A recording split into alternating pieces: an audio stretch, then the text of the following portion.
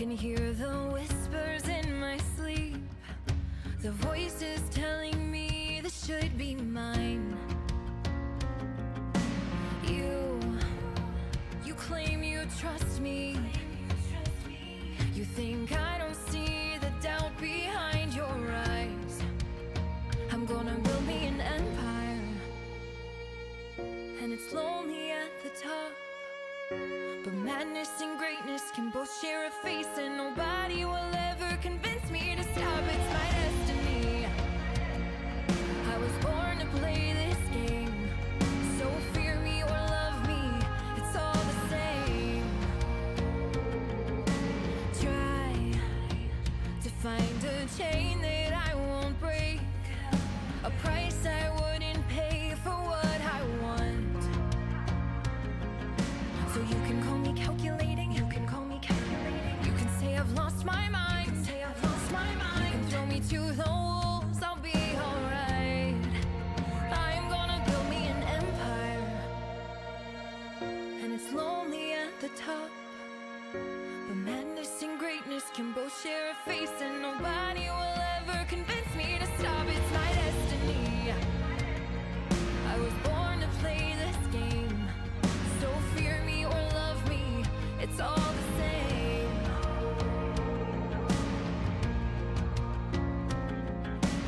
Just one word, I'll let the world burn.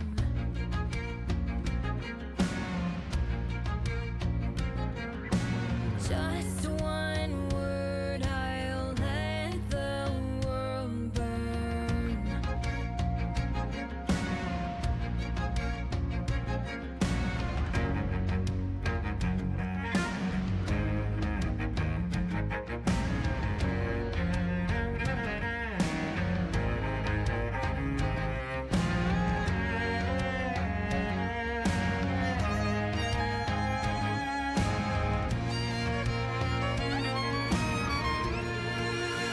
I'm gonna build me an empire, and it's lonely at the top, but madness and greatness can both share a face, and nobody will ever convince me to stop. It's my destiny. I was born to play this game, so fear me or love me, it's all the same. So fear me or love me, it's all the same.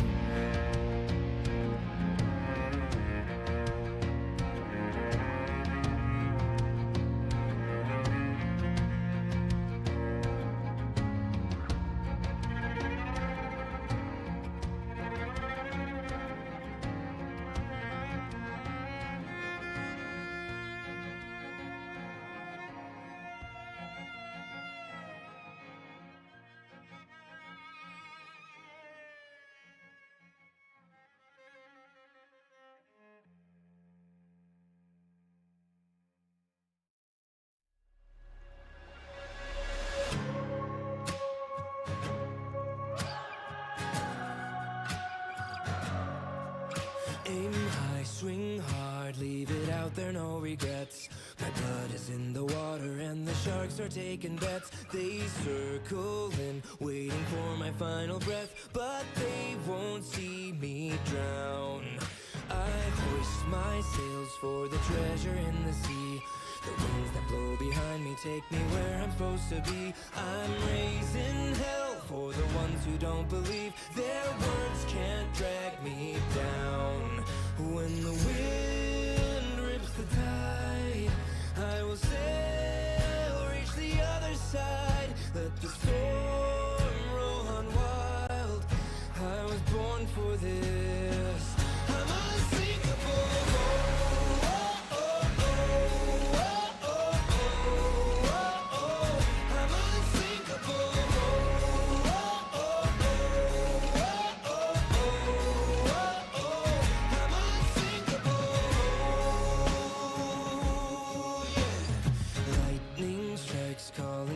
From the deep, the thunder's throwing punches, trying to knock me off my feet. But I won't bow when their shadows cover me. My course is carved in stone.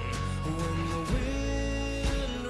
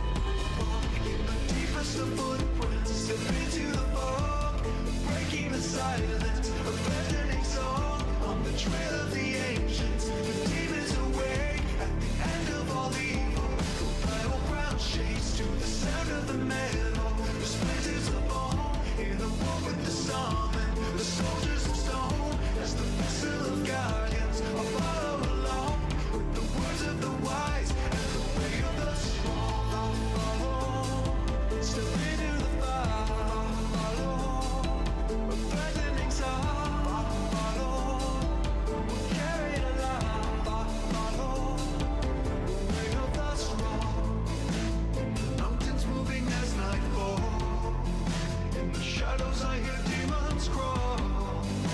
The fear of death, just fear of something wild. Power comes from the west, turning all the dead that rest. So holding on to the burdens of their God. Walking the deepest of footprints, sipping to the bone, breaking the silence with bending song of betrayal.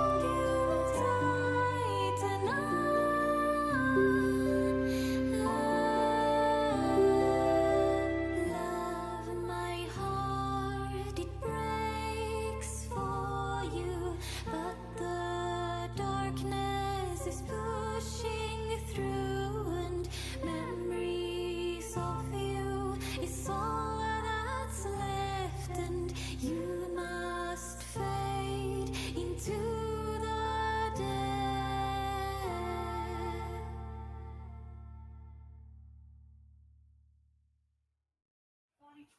Norna, everyone, and welcome to another episode of Realm Weavers. It has been quite a while since we've had this chance, but we are back.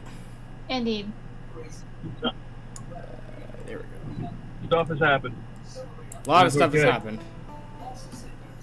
Everyone's had stuff happening, and we were pushing through it. We're making our way through it. So to explain what happened with the giant gap of time between last session and this one, severe internet issues, and then a whole bunch of people were unable to join us the second time. You're breaking up, my dude. Gee, Christian. we're having technical. Yeah. Start over. We and just do it came again. back. Yeah, we just got back and we're still From having the issues. top. Can you still hear me, or is it still not? You can't hear me. We can hear you. We can hear you. Drops. Okay. Hopefully So- we won't do it again. That would be the internet issues then. I was wondering if it was the fan that I have on my desk now, or if it's the internet issues, and clearly it's the internet issues. So, that's fun. We're gonna have a lot of that today. Yay, technicals go. Hello. Norna, Pan, welcome back. And hello, Hi, Pan. Patrick and Mason. So, as you can see, Dottie is not with us. She is with family in Texas. So, yeah. We're just gonna have to say that she dotted off again. Has been dotted off. As she does. Same as it ever Alright. was. Yeah. So,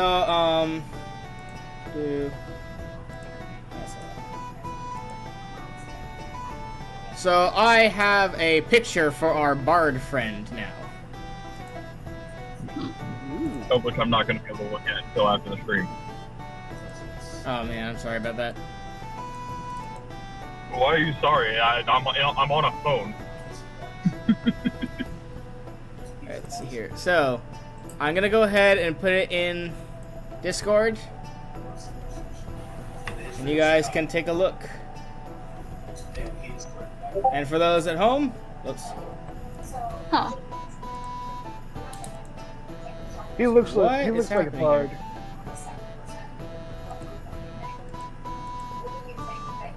The bard friend who's going to canonize our travels.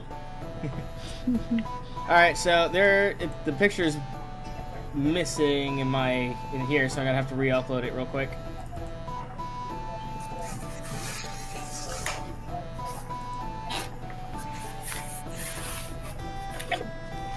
There we go.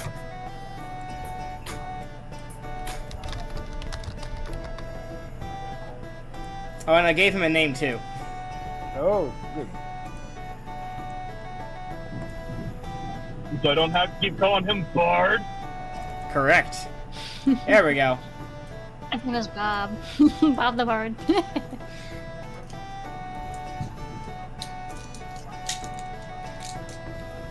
His name is not Bob. Felipe Consuelo Guadalupe Hidalgo the 14th. First of his name and last of his country.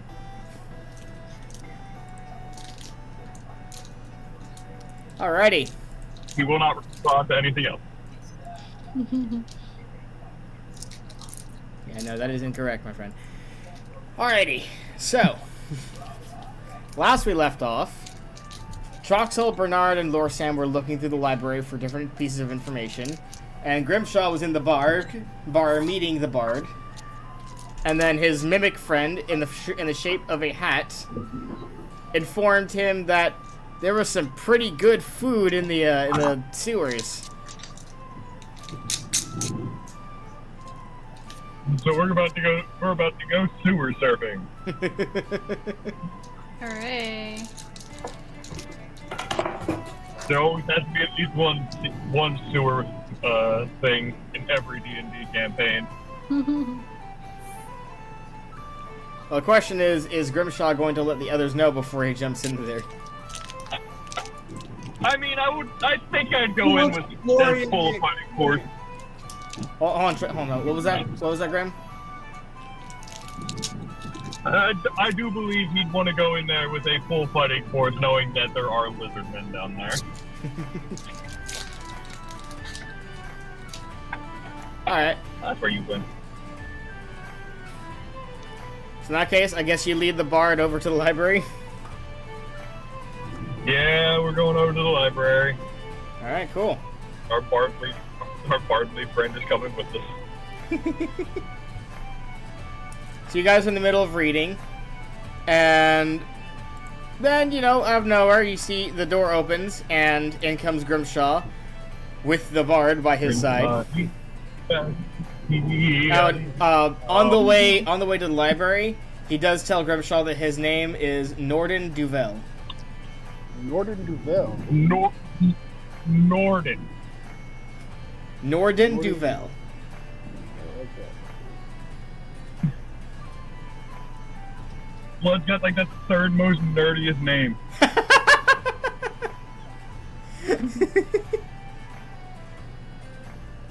I'm Is not it gonna Nordic? tell him that, but Blood's got the most. Norbert. It's like, Norbert. Come on, Norbert. It's like, he's kind of like, I'm going to stop you right there. If we're doing this, you're going to call me by my name, Norden. No, his Oh, name is Norbert now. It's too late. No. Yes. Oh, he's gonna be that way, is he? Let me get one thing certain with you. I don't remember anyone's name. I know like 3 people's names by heart. This is true. He's like, you're going to remember my name. He's like, I can tolerate a lot of stuff, but you're going to get my name right. Well, it'll be an eventuality. He's like, I'll help you work towards it. You do that. And with that, you guys I'm open the just door into the library. I am looking through my dice right now, trying to find the ones I need. So, Lorsan, Bernard, Troxal, Lyrian, and Cieldre all turn to see Grimshaw walking in with another human in the garb you see in the image. You picked up another stray, I see. Who's this Many guy? hands make light work. He actually retorts Lorsan's comment by going, like, I'm more cleaned up than you, apparently. Oh, this is my 26 psychic damage.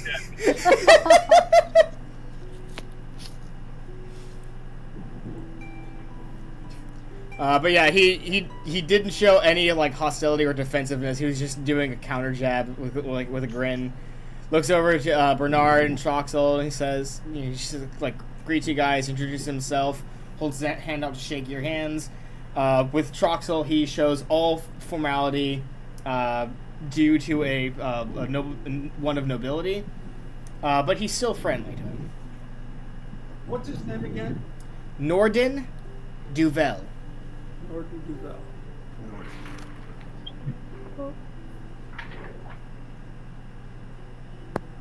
Old Nubits here wants to come with us. Norden, my friend. Not even gonna acknowledge the fact that a Nubit is something you put on a bed. Again, he Gotcha. he told you he can tolerate a lot. He doesn't mind any jokes you make as long as you get his name right. He doesn't care. That's fine. That's fine. There'll be plenty of jokes on the road. He's like, I look forward to it. We'll get to your name eventually. Like everyone else here. So what are y'all looking up here? Clearly not the ceiling.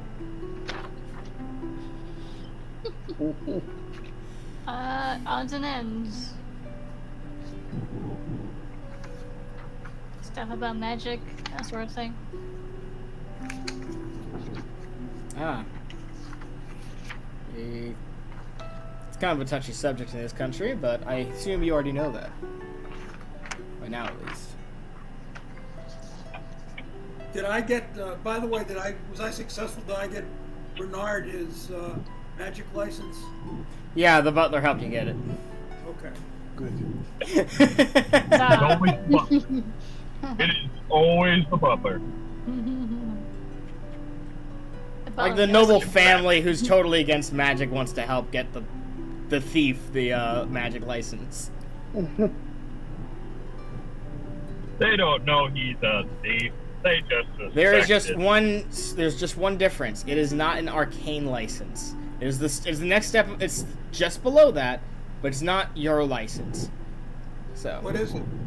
let me pull What's up that the mean? article again. There's different grades of licenses, and the Okay. higher the grade, the more freedom you have with the magic you can cast. Yeah, that's fine, because I that's why I asked if I could get a better license. I didn't realize that I was at the top. Because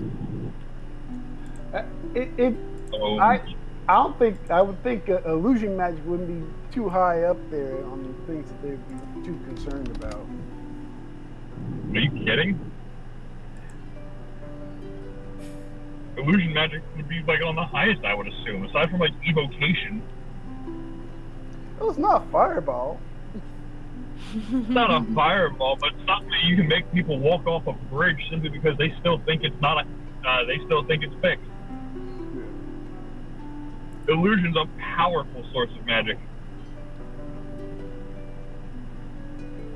I Yeah, love illusion. so Bernard has the restrictive license, which allows you to cast spells without fearing imminent arrest and or punishment. However, you are subjected to the full list of banned spells, unlike the arcane license. Overall, no one with these licenses can use magic inside of populated areas when they are capable of solving the issue with non-magical means. The same can be said when they are traveling with large groups of people on the road. So no casting. Bad thing about it is mostly what I would be using my magic for. They probably wouldn't think too highly of it. Maybe. I'm gonna send you the article where the list of banned spells are in. I haven't finished the list, but I haven't finished the list because just by reading what's on there currently, you can already kind of it's enough for you to understand, like make a judgment call on whether or not a spell would or would not be allowed.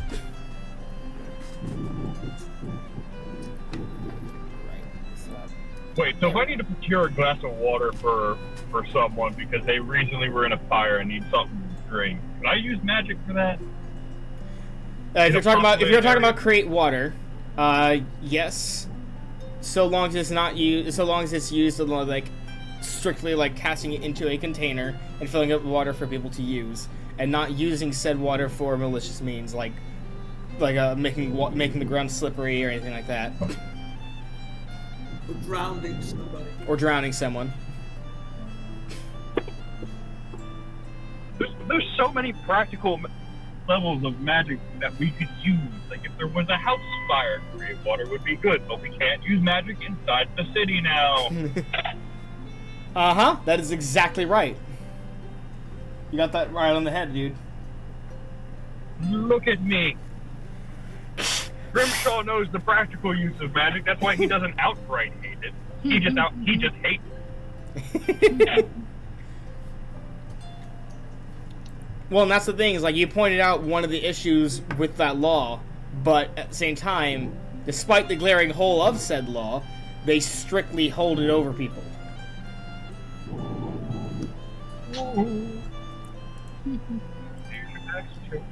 Troxal could get away with it because he has an arcane license, but anyone else who has a normal or guild license would not.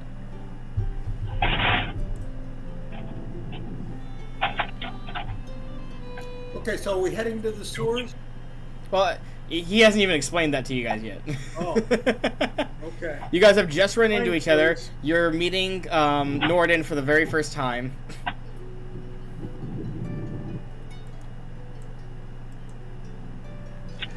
So I got a proposition for you all, but our friend's a little bit hungry. He says there's something that smells good down in the sewers. Norden's paying We're gonna very need to much. go down. Norden's paying a lot of attention to that wording, by the way. In the sewers. Yeah, we're gonna go for a little swim. But hey, No.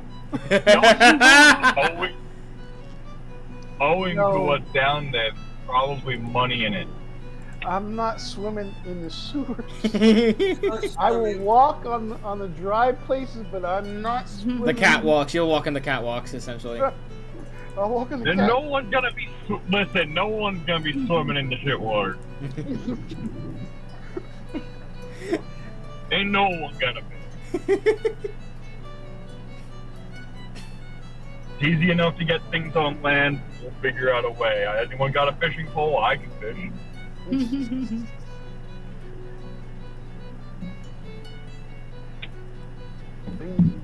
We're gonna go down there. We're gonna deal with what's down there, and then we're gonna go upstairs and tell them, "Hey, you had this walking around."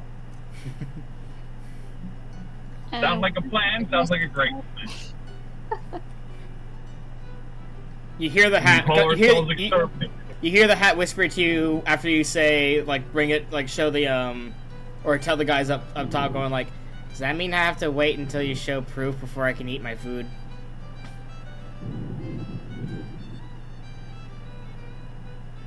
Yes. Well, Or just leave the head. Leave ears for us. Oh yeah, leave head. Just leave the head. It's a lizard man. It has no ears. Then leave a couple teeth. I don't know what to tell you. Eyeballs. Leave us something that's identifiable. I say leave us. Eat everything but the head. Well, don't forget, this is the first time you guys heard the word lizard man in the about like why you're going down there. And I assume that I had no idea that lizard men were living in the sewer. Yeah, that's correct. You had no idea that there was lizard men there. Okay. Of course, lizard men were living in your sewer. Where else would they live? Do you think sewer-dwelling lizard men wouldn't live in the sewer? That's poppycock. How about I leave the tippest of the tail? Tail tips would work. Cool. There's only one of them. We can show off how many we've actually killed. Well, how would you prove that it's the tip of the tail of a lizard man and not just a lizard? The size of it. Big lizard. Either way, you're doing something that big in their sewer. They're gonna be grateful. Because lizard folk are big. They're human size. Come on now, kid. You're better than me. Norden, who is also leaning in with you guys, is going like, so where's the fifth voice coming from?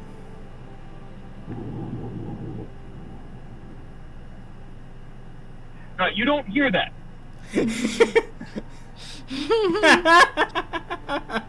And I just tip my hat slightly. Hold on.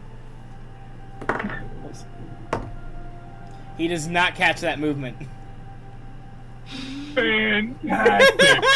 Even better.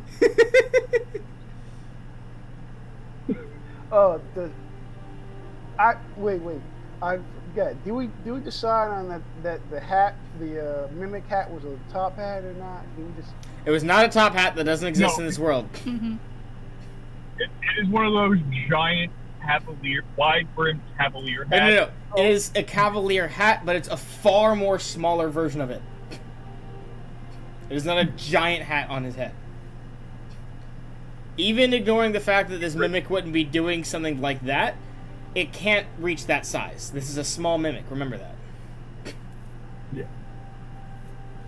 Oh, I found it. I forgot it.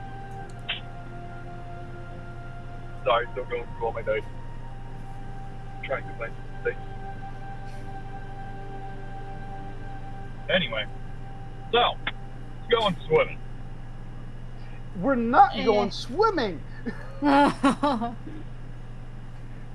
Stop saying that. On your guys' I don't know, way. Is the bard enthused about going swimming in the sewers? Stop. He's just like, oh, I'll go with you, but I'm not swimming. I won't even get splashed on. We'll see about that. Uh-huh. Well, now I know someone's jumping in, starting to splash everyone who doesn't want to get in. No. Why?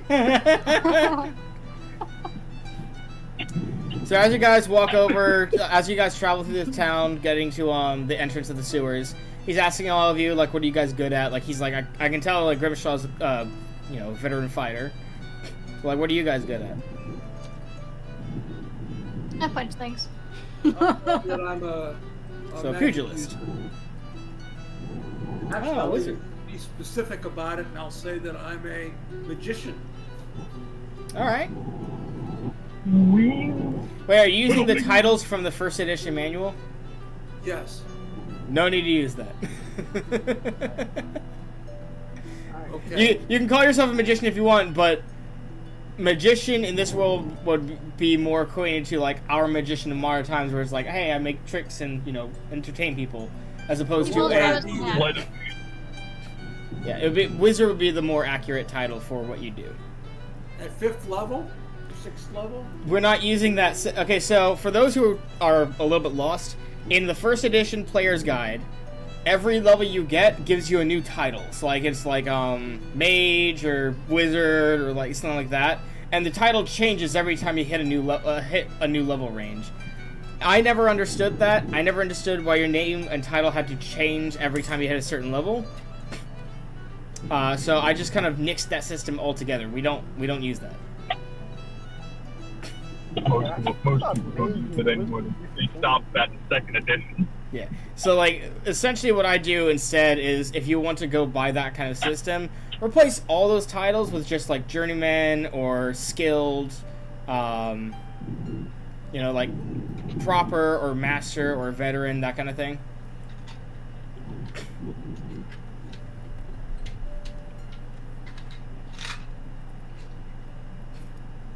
But yeah, so you're a spellcaster. He gets that.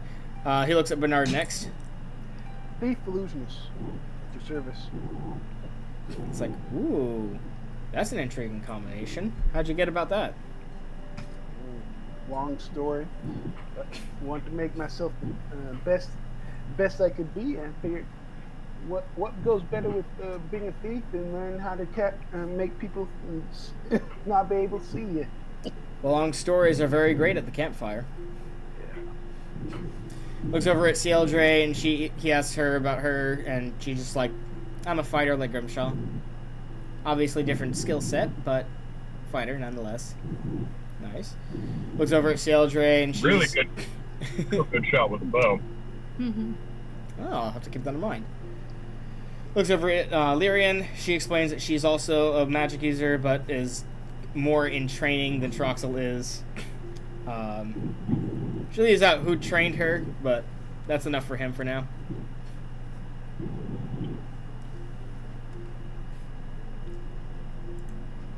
Soon enough, you guys reach the entrance to the sewers.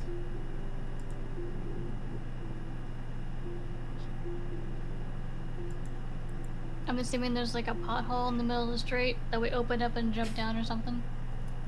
No, there is. We are not doing the Teenage Mutant Ninja Turtle style. Why not? There's a more official entrance with stairs going down into it. There. Take that. Alright, so you guys are now in the sewers. And as you guys start walking... Is it not gated off? Is it what? Is it not gated off?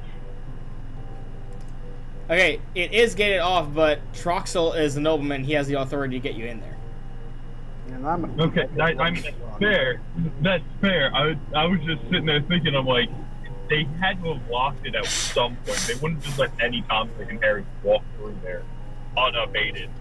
Which is hilarious, given that the Thieves Guild use it as their main transportation. Well, yeah, because they know how to pick locks. Pick locks and their secret entrances.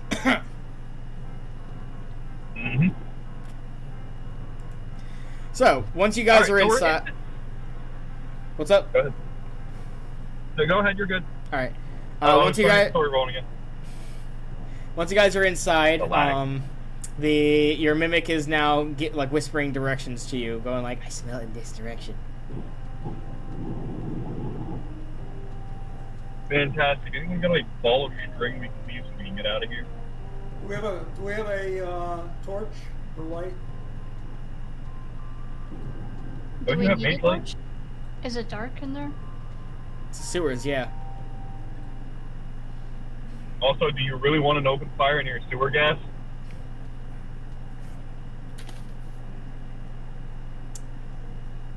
Oh, I have a continual light stone. Forget about the torch. That would be That smart. works. Yeah.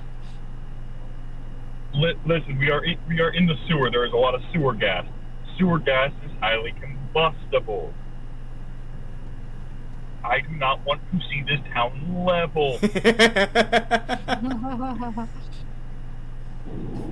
Look, if it was that easy to get rid of a town...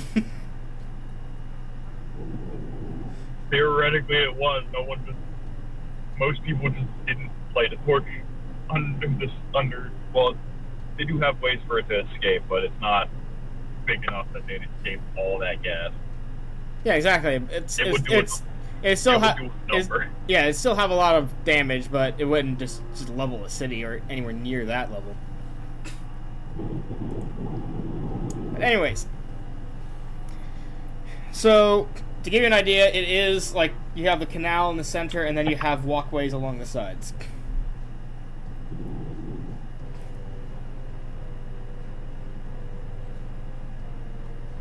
Thank God we have walkways. we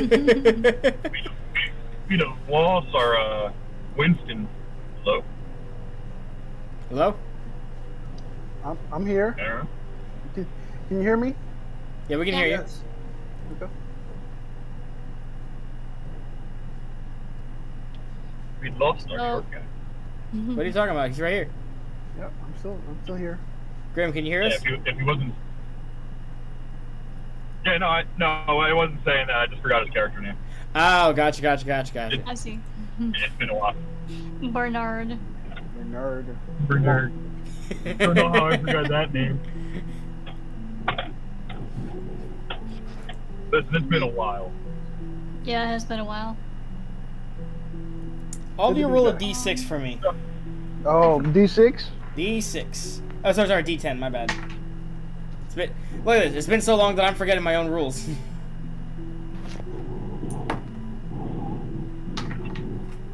Does everyone I got a roll that? 9. Said you got 9? Uh-huh. A second. A 2. Whatever that means. 6. I got a 2.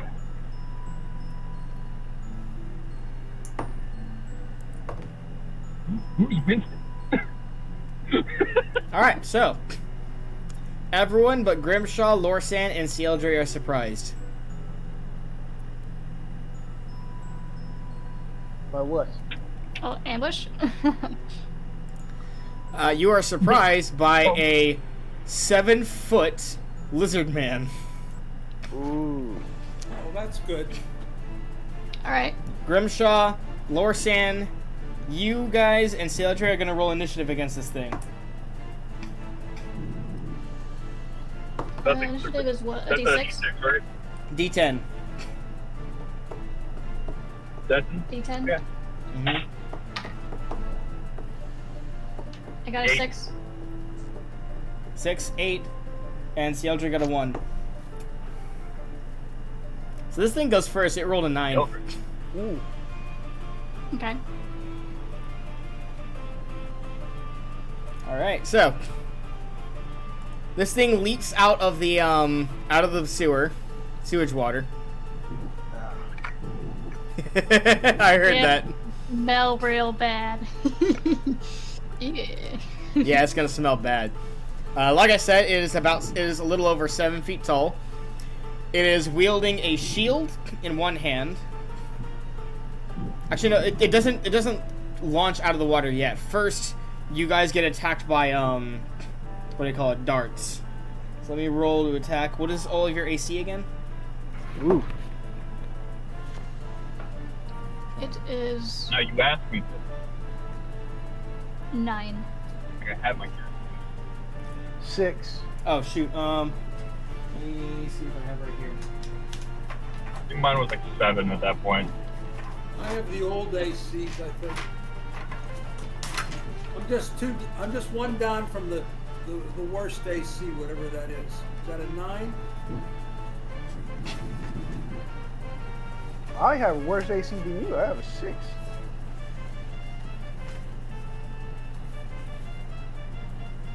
I don't understand how ACs work again.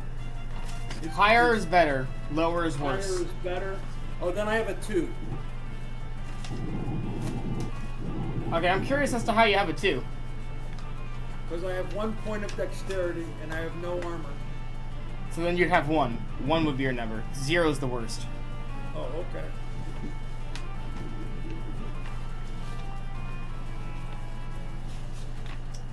Okay, there we go. Grimshaw.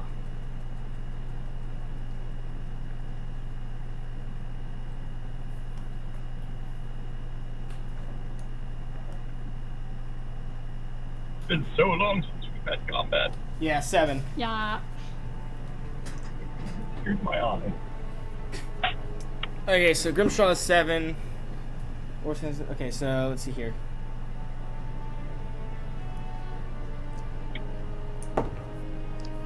Failed. What's your AC, Lorsan? 9.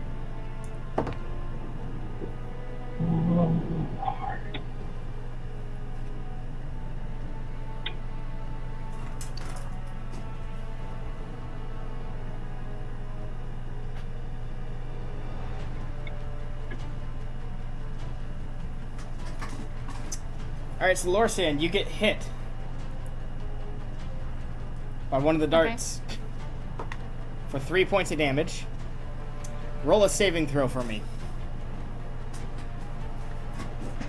1 second.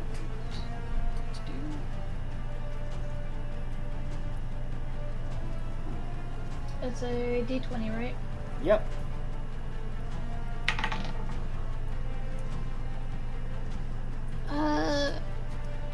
What is this against?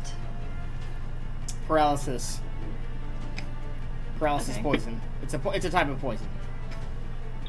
So So Constitution save. I got a 7. Lorsan is paralyzed Oh, fun. Well, for 2 rounds. Okay, that's not too bad. that's You know what you're paralysis. thinking, Bernard? You're thinking if you can kill Lorsan, you're going to get a lot of experience points, but I'm not going to allow that. So the darts come out first, and then he leaps out of the water, wielding a He's on the opposite side of the passageway. By the way, he has a shield in one hand, a javelin in the other, and he has a spiked club hanging from his belt.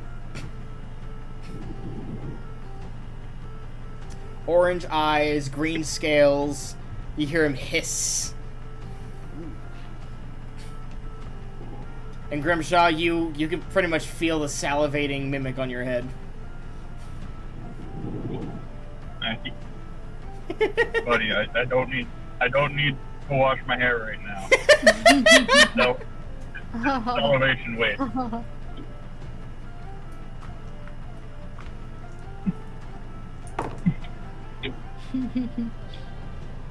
Oh dear.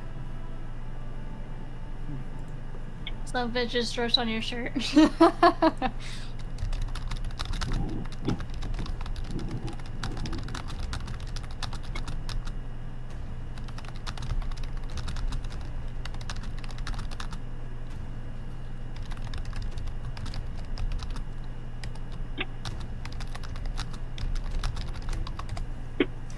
Okay, so your guys' turn.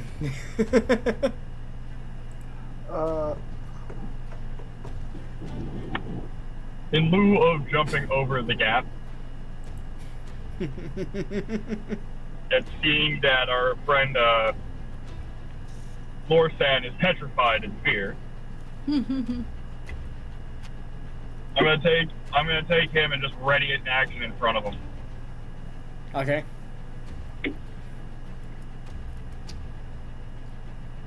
Because I'm not jumping over the stinking water. You got your with it. So, Miss, you're attacking or defending? Just to clarify. I am preparing Okay, you're prepared. a counter attack. So as soon as he comes across, I'm swinging as soon as he's within range. All right, sweet. Cialdra is going to throw her dagger. Gets lodged into this the lizard man's shield. Everyone who is surprised has to wait the next turn. Well, yeah, technically it is the next turn now. So, lizard man goes first. He's gonna take his javelin and throw it over at.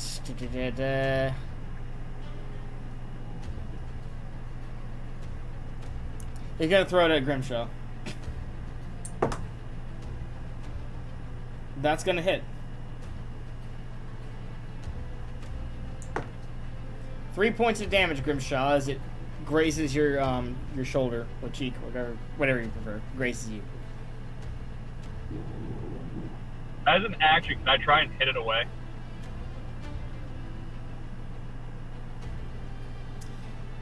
If you do that, you risk getting a more severe injury, but you can try.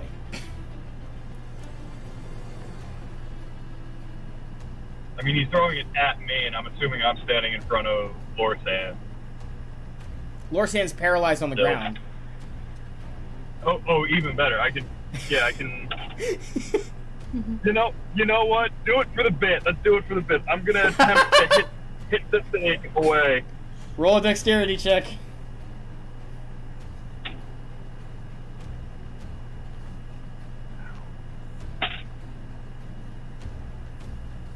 Roll a 16. Ooh. Okay, so this is not your forte, but you're able to time it just in time to be able to knock it out of the way.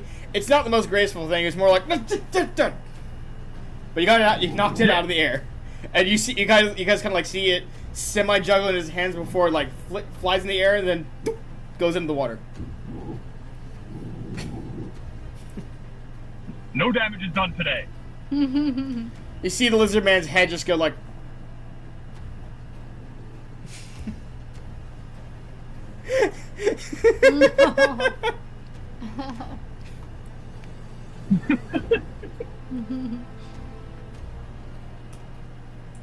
I am not a menace to society. I don't know what you're talking about. Cialdre kind of like jumps over to the other side, off to the right of the lizard man, and he notices that. Okay. Well, I think I'm gonna try and shoot him with my crossbow. Go ahead and roll to hit. Yeah.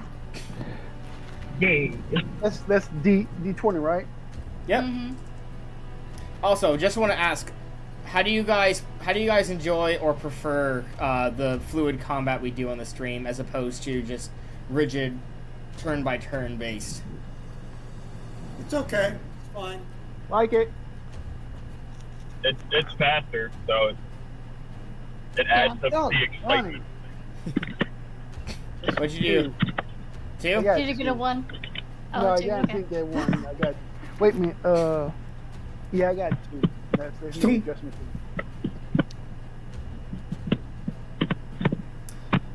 All right, Laura, Troxel, is there anything you wanted to do? I am paralyzed. I said Troxel, not Lorsan.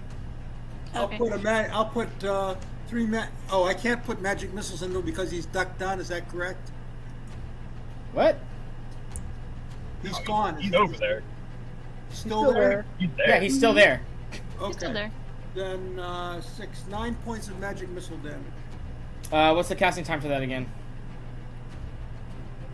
1 or 2, something like that. 1 second. Okay. So yeah, Did we skip over my turn just because I batted away the weapon, the attack? no, I wasn't intending to skip your turn. I was just describing what Sealdra did, and then Bernard jumped off of that. So That's fine. Okay, Yeah, so no, let's finish what Troxel does and then I'll go. Troxel casts magic missile. So go ahead and roll damage. I did 9 points. 9 points. Okay. So you hear the buddy like hiss at that damage. Troxel, sorry, not Troxel. Grimshaw, what did you want to do? I'm gonna jump over and I'm gonna take his knees. All right, roll a dex check. Here we go. Right into the water. 13. Is that 13? Mm-hmm. Clear it That's easily. Number 1, you clear it easily. Number 2, the other side was a bit slippery because of the lizard man jumping out, but it's not slippery enough for you to slip and trip. So you're good. That's fine. Do I get to take a knee? Roll to hit. Anything above a 1, right? Yep. All right, I rolled a 19, flat 19 first, so there's that. All right, so that So we're just succeeds. gonna, and that's only the first attack I get. That's correct. I rolled a 3 on the second one, so that's 12. So I know I got at least 1.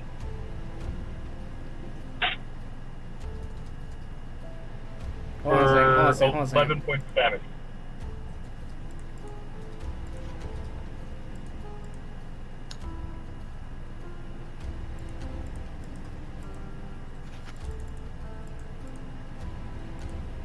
Isn't it great when you roll really high to hit, but then do absolutely He's no down. damage? He took 11 points of damage and just went. Well, he took 9 points from Troxel's missile, and then he took 9. Then he took 12 points from you.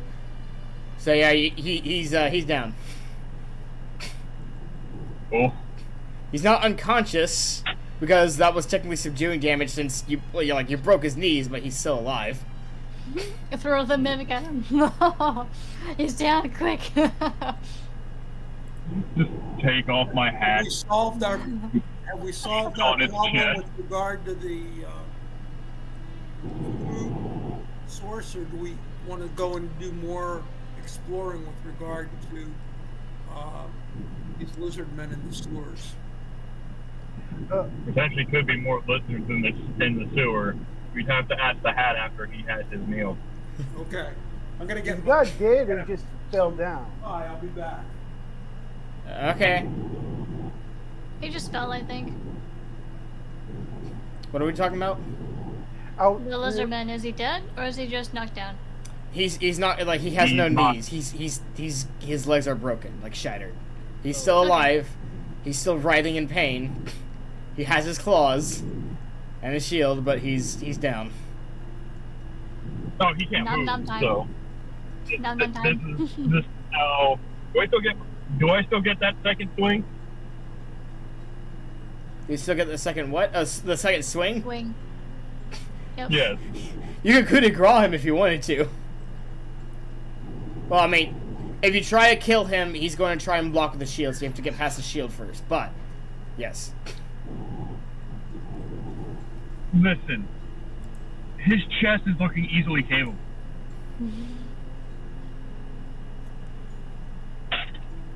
Roll. Oh no. What? I just rolled a 17. Oh, no! He tries to block with the shield. You snap the shield in half with your blow. Like, it shatters. And that was before damage. Don't worry about it. Number one, you've already exceeded his maximum HP. You've now broken his arm as well as his 2 legs. Yeah, no, he's done. He's gone.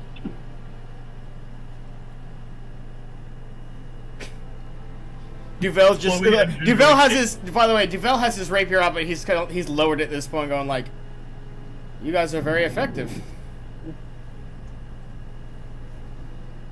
And can you believe it's only been like weeks since we started traveling?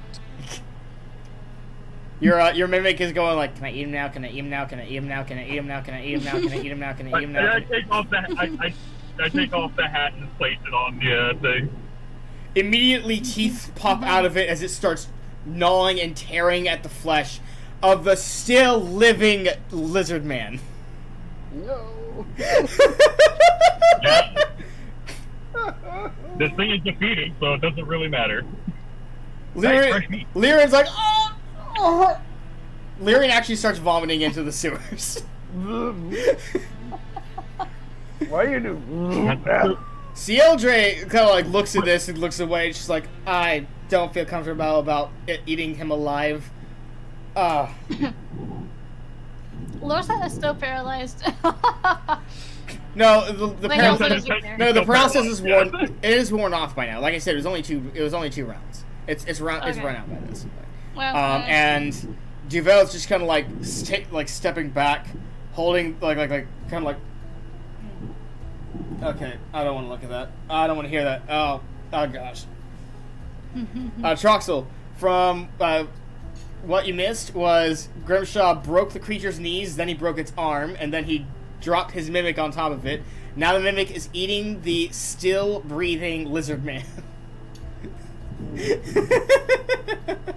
Not nice. No. Whoever said I was nice.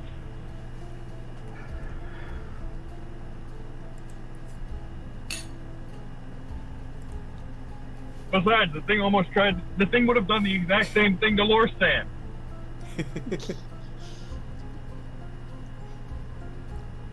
I'm not bacon. Thank you very much. I know, Eventually- we just saved you being an early lunch. Eventually, the unpleasantness is over, and you guys look back to see nothing left of the creature but bones and a teeny tip of the tail, about that big, that long.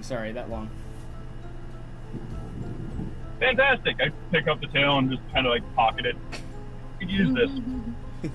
If nothing else will tell the guards that there was at least one down here. I mean, Think there are any more down here? So do we need more, or is he satiated? I was about to ask that question. He's satiated. Fantastic. I'm assuming he's back into hat form with little to no lizard blood on him. Yeah, correct. He liked it Pick him off the clean. ground, put him back on my head. Duvel just kind of like looks over. Duvel kind of looks over and says, "So you've been wearing a mimic?" Yes, he's coming quite handy. I can tell. Battlefield cleanup's breeze. Oh, it's gonna be a lot of fun writing about you guys.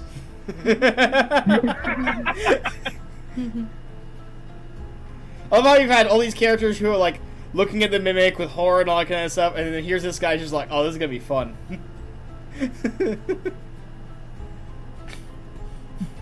You become terrorists. You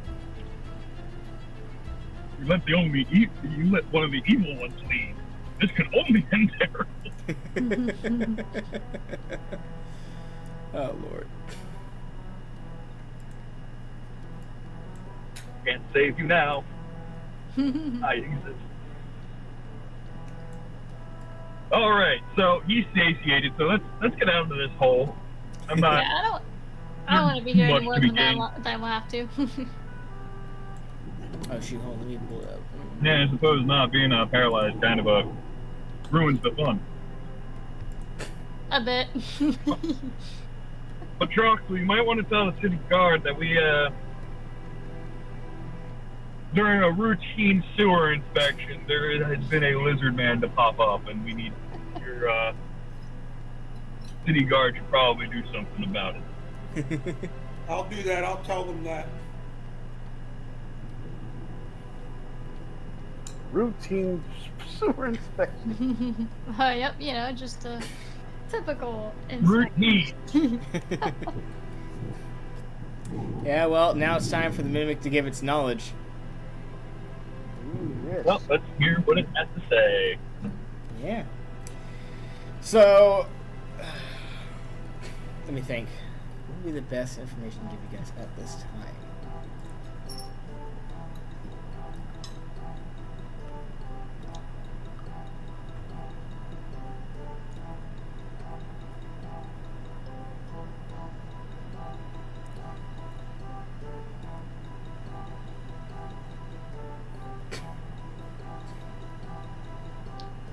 Okay, here's one. So it asks like, okay, so you know that that warlock person that you guys, you know, had to fight a little like earlier? Yeah. Yeah.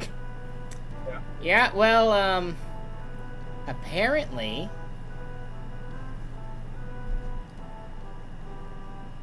that person was found dead in their home. Ooh.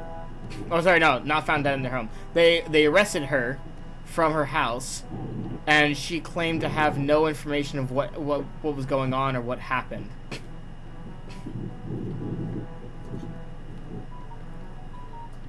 So either she's lying or a doppelganger. Or mine. Number one, doppelgangers, at least the monster doppelganger, cannot cast, like, they don't have magic casting. Number two, if the mimic says if she was a liar, she was an extremely good liar because I even believed her.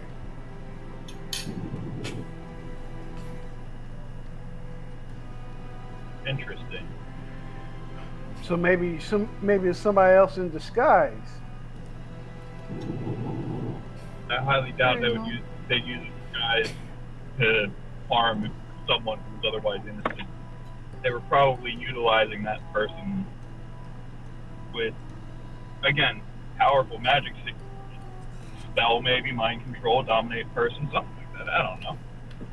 I mean, there are spells that can turn one person into another person, or at least take their form for a short period of time. Bernard could do that too if he has the right spell.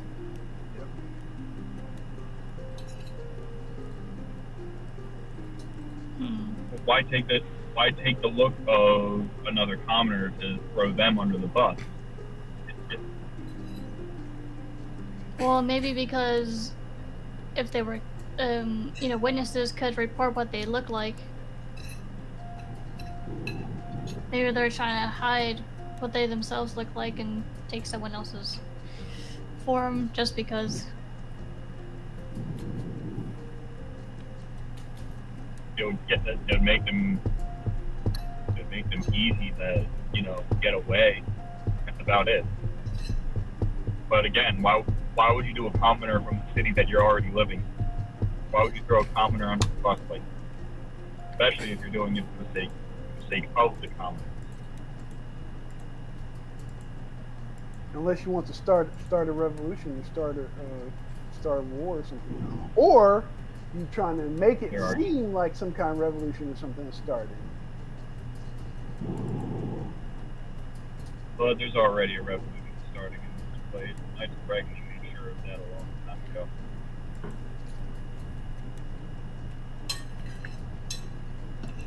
I'm concerned about is why said warlock. First off, I don't remember that fighting a warlock. Second off, I don't think they told me about said warlock. Your party didn't. Never came Yeah, up. your party didn't. But the mimic knows about it. That's fair. I love how he's talking to the others like this, and Grimshaw's just like, wait a minute, this is the first I've heard of it. Wait a minute. All that I said was conjecture out over the table, by the way. It wasn't. Grimshaw was just like, what do I care? I wasn't attacked. I had a fairly boring day. That's why I wanted to go beat some knees. Anyhow, we're out of the sewer now. You are now out I'm of the sewer. assuming, yeah. I'm going to cast a cantrip clean on myself. I have one more clean cantrip. Does anybody want it? Nah. Duvel automatically takes you up on that offer. Okay. We didn't get splashed or anything. It was just sewer gas. Duvel, as he's getting the spell clean cast on him, is going like, yes, but who wants that smell? Certainly not I. What bathhouses? That's what bathhouses are for. Yes, but you have to clean out the clothes too, my friend. That's what bathhouses are for. They do the laundry there.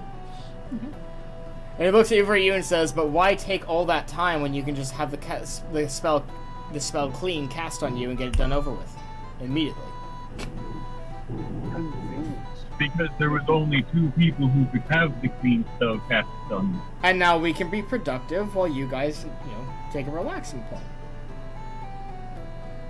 And a relaxing bath is. I look at the time. Oh dear heavens, look at the time. We have to go take a bath. Okay, so our goal is to determine what we're going to do when we leave the city. So what are our alternatives?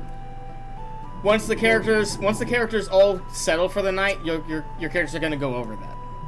Okay. It's going to be a group discussion. I mean, I know that Winston mentioned he knew some guys, right? Winston and That was the Lizzie? Thieves Guild, yeah. Yeah, the Thieves Guild. He knew a guy that knew a guy. Until it's time to talk about that. I mean, we're just gonna go to the bathhouse, Okay. probably get it all cleaned up because again, sewer gas. So I guess Troxal just kind of like sits on a bench and waits for everyone to be done. Or goes back to the inn or whatnot. Yeah. The tavern that he almost knowingly knows that Grimshaw is going to frequent. Well, tavern and inn are two different things. Duvel's I know. going to fine. go ahead and start grabbing his stuff and bringing it so he can so you can like join you guys when you guys finally head out.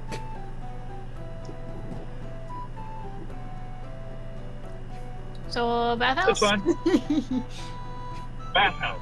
Bathhouse. Bathhouse. That's all. Skip. Every good anime needs one episode of Bathhouse and or a PG scene. Yeah, no, we're keeping this PG-13. Thank you very much. I know. We don't need fan service. Yet. No, yeah, we don't need that. So, after you guys clean yourselves up, you guys kind of reconvene. Duvel sits down with you. All you guys are together, except for Troxal. It's at this point where you guys start sharing everything you've learned and heard. For example, Grimshaw, everything that happened in the meeting, you'll be sharing with them. Yeah, of course. Troxal, who is physically absent but technically still in the game, would go over everything that he's learned from his father.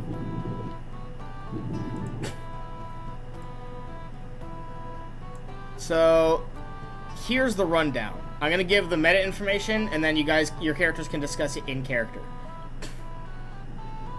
So, first things first, there was the relic. Or not relic, the ring. The relic. The relic. Brother, I have. It was implied that there is one or two others. You still do not know what the relic does, what the ring does. You guys still need to find out that information. You have no idea who made it. You have no idea what its significance is. The KOR is asking for assistance from you guys, and talking amongst yourselves. And if you guys want to add to this list, you can. But the overall things that you could potentially help them with is supply and resupply, sabotage, espionage, combat, and if you want to learn more details or become more involved with them, he essentially told you guys to go to Red Bee, and from there head towards their headquarters and speak with the head of the Knights of Reckoning, and he can give you more information. There's also the matter of Vlasic Costello. All you know so far is that he was researching something to do with magic and the ley lines, and that he has gone west for more information. You don't know what his destination is, but Nuxvar is along that direction. Just about everything's on. We'd have to go to Nuxvar through that to begin with. The undead is also an issue that's going on. So far, the list of undead that you've either encountered or heard of is zombies, ghouls, wights, and mummies. And from what you can gather, they're popping up around crypts and tombs and graveyards. And as I believe you encountered a few zombies on the road too. One or two, nothing major. Now, But what you... It is. Go ahead. Go ahead. No, go ahead. I was muttering under my breath. Alright.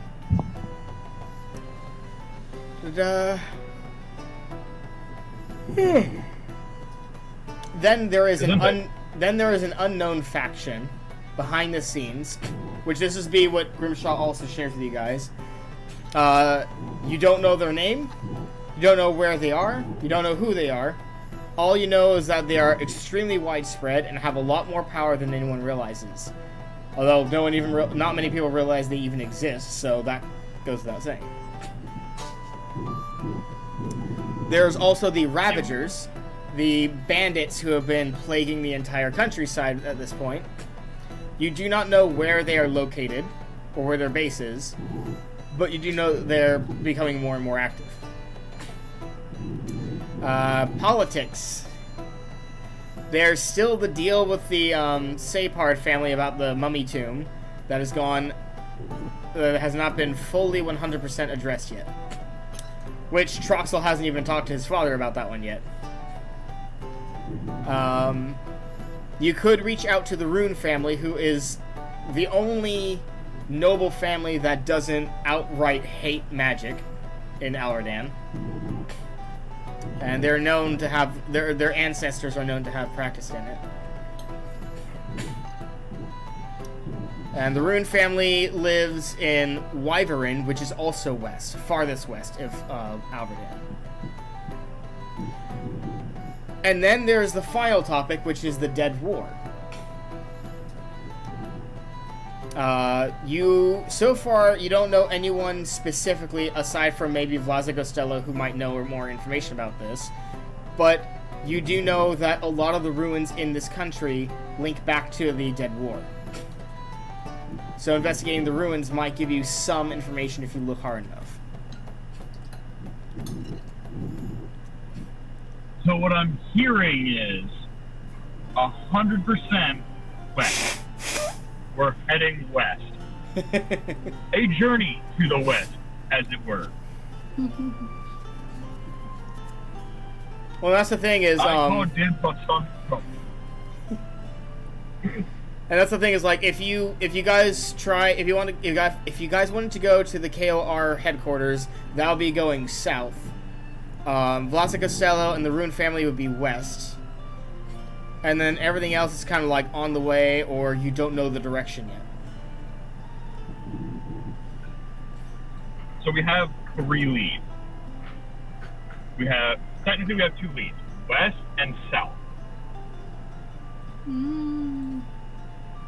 Personally, I don't trust KOR. the KOR people.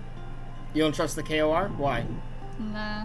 I don't know. I mean, they had one of their guys almost turn the entire town into zombies.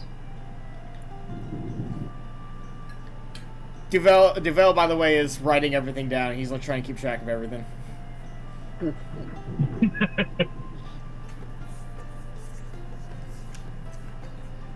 But yeah, but Lyrian points out, Again. like, that was a single individual who led a specific sect out of the way, and he was punished for it.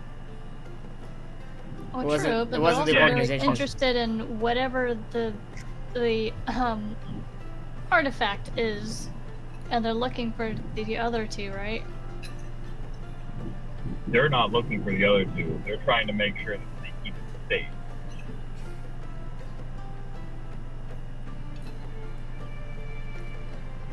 I look over at Duval really quick and go, scratch off anything you have about an artifact when we talk about it. It is not to be brought up in any song or written composition. Got it. No question. She just says, "Got it." You know, keeps making notes. He understands the severity of it. Well, I think we should go west to find Costello, and then after that go to the Rune family, and then whatever we meet on the way, we'll handle. Yeah. But Actually, we'll go back to I the Knights do- of Reckoning, because the Knights of Reckoning are still considered terrorists, and I'm not quite sure that I want to get involved yet with something that's going against the king, even though the king seems problematic. I mean, at this point, the king is kind of against the people. Bernard, what were you going to say? I was just gonna say that the Rune family, don't we have to talk to them to find out more about where Costello went to? They might know. It wasn't specifically said that they know where he went. All you know is that Vlaza Costello went west to research something. And you're going to have to ask people along the way where he might have gone. But if we head all the way west and we get to the Rune family, they'd have a better chance of helping us, because he'd probably go towards people who could help him research. Who's the best people to help him research? Why, it's the people most forthcoming with magic in the country. Ergo, besides he, it would be the Rune family. So two birds, one stone. We go Vlasic Costello over to the Rune family. Now we're going to be passing through Nuxfar. We've got business in Nuxfar, Yeah. so we can cover that business as we're going through there. So After that, I'm not 100% certain on the KOR, but I like the KOR a lot more than I like the King.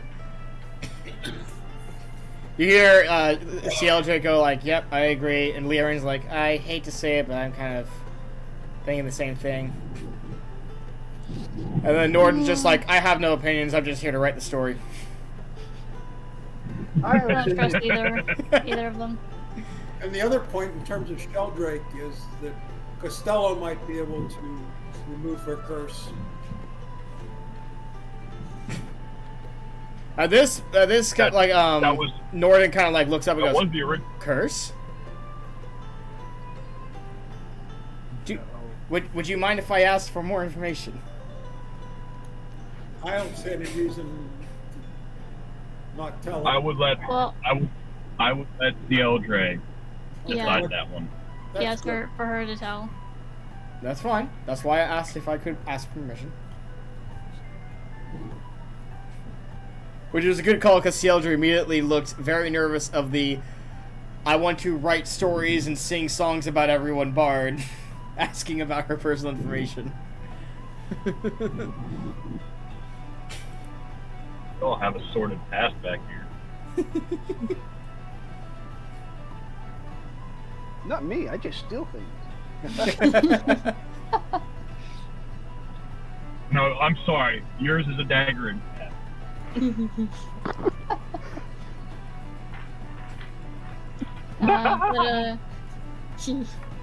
But Bernard, you said you have some thief guild, whatever. Oh, The yeah. people you know that know where Gastello is.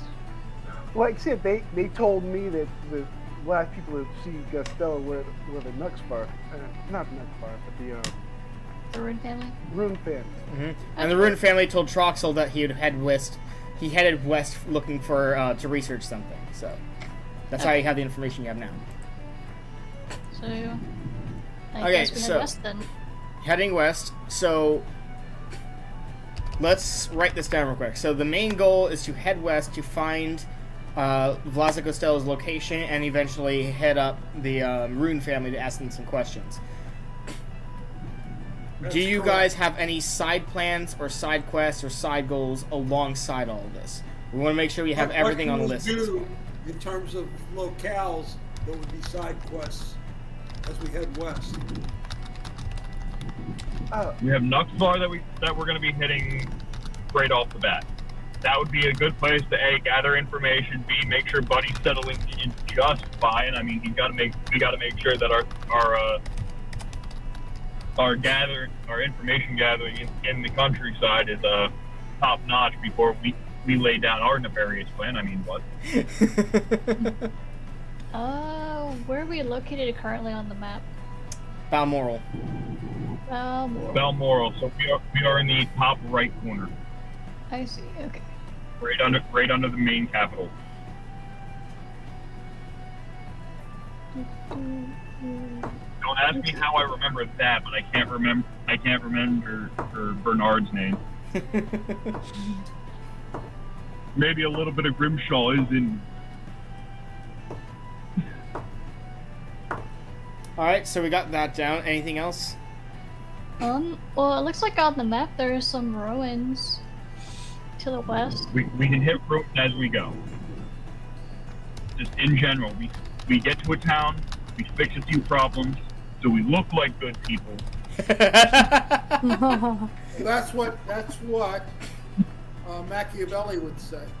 You want to look like you're good for as long as you can until it becomes too difficult. Oh shit! I didn't realize. Yeah, Lyrian's going to because she's gonna bonk you on the head with a book. We're gonna help people because it's the right thing to do. So as soon as you make that noise, Lorsan, she kind of holds up the book to you too. She doesn't bonk you, but she's kind of giving the message "Don't make me bonk you next." Take I'm my gonna hat grab off. the book. Try it. You said you grabbed the book, Monkey Lorsan? with the hat. Okay, so Lorsan grabs the book, and then Norden bonks you on the head with his book. And when you look over to Norden, he's just grinning, going I just want in on the action. I have a voracious hat here, and I know how to use it. Yeah, you don't have a hat anymore. What is it this time? Just a box. Aw, I like them as a hat. I have a voracious cardboard box, and I know how to use it. Which is not even a wooden box. It is literally just a small cardboard box that you find at the post office. Alright, so here's my next question. How do you guys intend to learn more about the ring? Let's see, assist the KOR, investigate the undead, handle the Ravagers along the way to the west, if you want to do any of those. We can handle undead by checking out some of the graveyards on the way. I don't think we're going to Do routine things AOR right. as we move west. Grimshaw? The easiest thing to do would be, as we're heading west, hey, stop at every town and village we can. Clean out the local graveyards for a fee of their undead problem, because again, most of them are seemingly having an undead problem, probably due to the ley lines, but we're gonna get into that. Second, we're going to deal with the Ravagers the same way I deal with everything. Take these not hostages. Cieldre Sir. actually holds up her hand and says, I would actually suggest getting some hostages. Getting some what? Hostages. And the reason she says that is because she's like, if we know where they're coming from, where they're based, that'll be good, useful information for us. Well, I mean, but the Ravagers aren't exactly something we can plan for necessarily. Like, it's not like we're gonna plan on running into them. I assume it'll just be something that happens as we travel along the road. Well, yes, I do agree. There is very...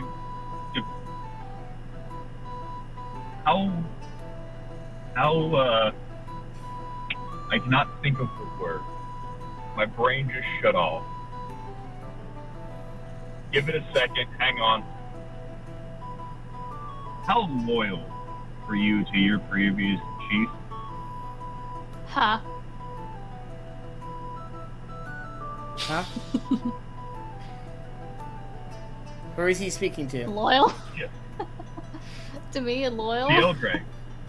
Oh, Cieldre. Oh, Cieldre. She was kind of like, I mean, they were family. They were almost literally my family. They were the only family I ever knew, so I would have stayed if they hadn't, kicked me out. But at the same time, we also weren't vicious or cutthroats. We just took what we needed to survive. We try not to kill people. Doesn't sound like these Ravagers do the same thing as us, so I wouldn't be able to give you a straight answer for them. They would still have that family vibe because you don't kill family.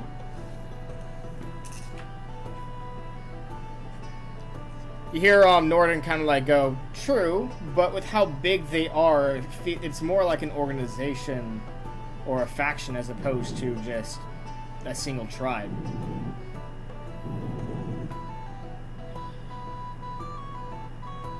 You're right. It would be a bigger faction, so they'd misdirect from their own family into another one. Eventually, we'll find a way to get it at all of them. But if it is as big a corporation as you say it is, weeding them out is going to take a lot longer than anything. They're a side mission, a side hustle for us. Well, yeah. What they've already taken and We already, Go ahead. in character and out of character, we know that it's a side mission. We're going over all the side stuff right now that we have the main issue on hand. the main issue on hand is Classic Costello. Yep. Find Contact Buddy, that- investigate ruins along the way, investigate tombs and graveyards. Do some spring cleaning in the countryside. Interrogate Ravagers. Stuff that we can interrogate. Break knees and hopefully don't break necks. Basically is what you're telling me. So what about the rest? KOR. Few of you suggested that we don't deal with them until we know more. I'm frankly on the side of them simply because the king's not good for business. Look at the people. Look at what happens when you take everything from the people, and then you'll understand why the KOR. Well, that is true, but I personally, I don't know. I don't really trust them all that much. I mean, You're always gonna have on either side. It's just bad when one of them gets in power.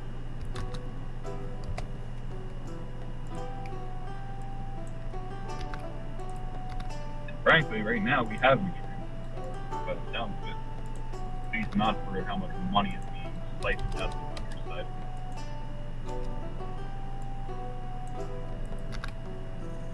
Plus, we can hide our tracks better by utilizing KOR as a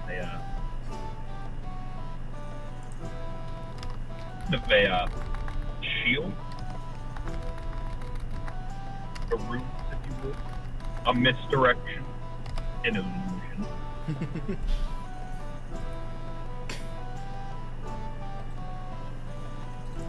Did we all forget 2 days ago?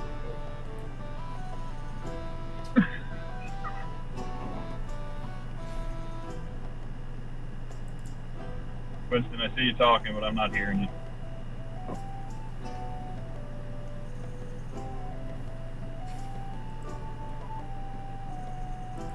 Okay, so here's the next big question. What about the ring? How are you going to learn more information about it? We could ask Costello maybe, but I don't see any, or the Rune family, but I don't understand how you could find specific information about that anyhow. Yeah, I mean, I Looked in the think library. our idea was to talk to Blessed Costello to find out information about this ring in the first place. Okay. We have a couple things we can do.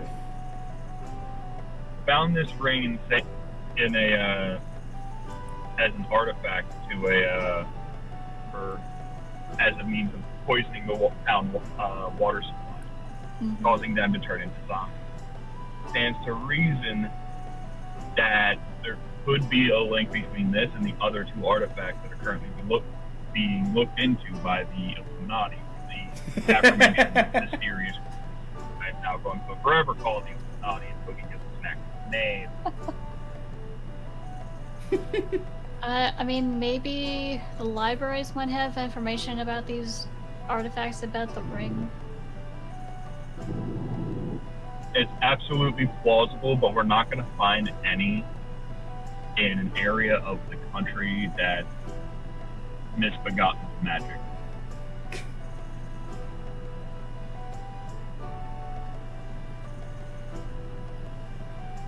We're better off going over to the Rune family, or however you say their name. The Rune family, you Better got it. or searching more ruins, seeing if we can't find a secondary artifact that's causing problems.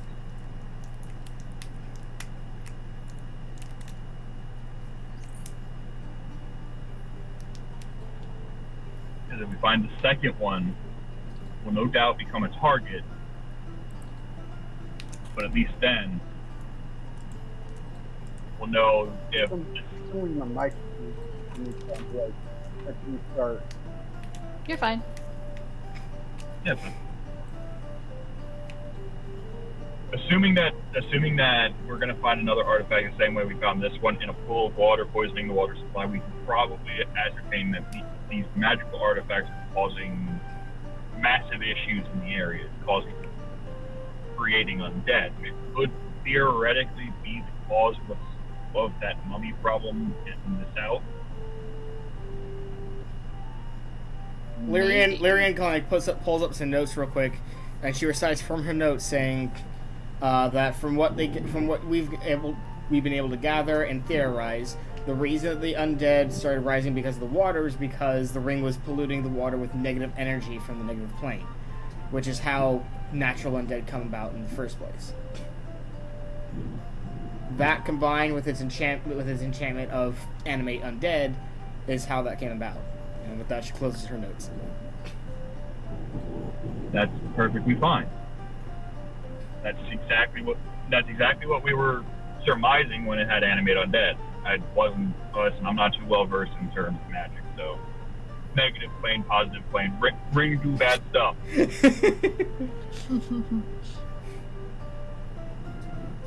Surprised it hasn't had a corrupting. Well, you haven't really used it. Norden is like, No, how do you but know that it period. casts? Norden asks how you guys know it casts like animate undead specifically. We've had it identified a few times, and there are a lot more to it than that, more things that it can do, but most people who have identified it tell us it can animate undead, and that it is an artifact, which means that there's more to it than meets the eye. That's good. We need We need someone of a more powerful level of magic to be able to identify further into. Or if we find someone who knows the history of this ring, that's dead. No, you do not get to see it. He nods at that.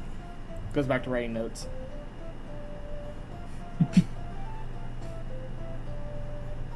This guy's gonna become Dandelion from The Witcher, I swear to God. He's gonna get us into more trouble than anything. Maybe. He just looks up and he's like, no, I'll leave that to you guys.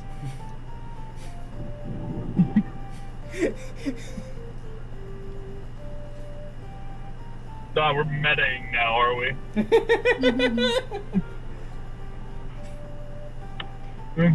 Alright, so our plan then seems to go west.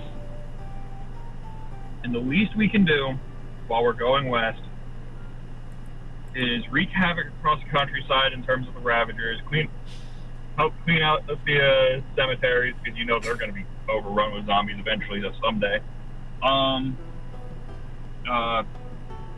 Gather as much information, make sure Buddy's settling in just fine. See what he's gathered, pay him off because he needs money, and head up the Rune family. Does that about sum it up? Sounds about right. Yep. Alright, sounds like we have a plan. I guess we need to stop by the shop and get some supplies.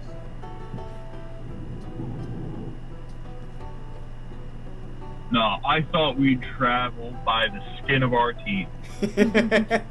I asked the steward to set up supplies for us for when we leave the city. Yeah, he can do that. No, so we don't. Oh, you guys are going like, okay, so we're gonna have to... That house. I thought you guys are going like, okay, so we need to buy this, we need to buy this, and Troxals are like, already have it taken care of.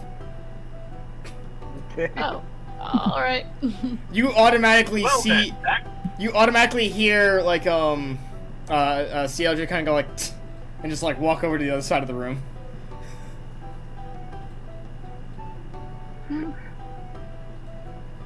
She's not buffalo with rich person lifestyle. I did not catch that. She She is said, not liking the fact that we are traveling with just a rich pompous noble. But, yeah, because, like, again, like, you went from, like, calculating how much money you're gonna have to spend to, oh yeah, it's just been taken care of. And it's a reminder for her of, like, the stark difference between Troxel's life and the life she had to grow up with. Yep. So, I know what she, she's there. she is not hiding her disdain for this. Which is even funnier because she now knows that Grimshaw is a noble, which is hilarious in of itself. And she's just like, you act like a peasant. I'm like, yeah. Why would I travel thinking people think that I'm a noble? Yeah, but the whole point, her whole point is, you don't act like the rest of them. I respect you because you are willing to do stuff that we have to go through. Her attitude towards you is different because you approach people at her level. She doesn't care for nobility in general, and anytime they wave their hand around and make money happen, she does not like it. That doesn't make Troxel a bad person. He is a good person.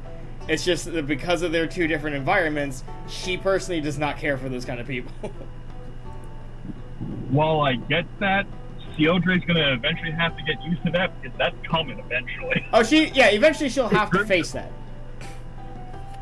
We're gonna have to face the fact that one day Grimshaw is gonna be waving money around at people's faces.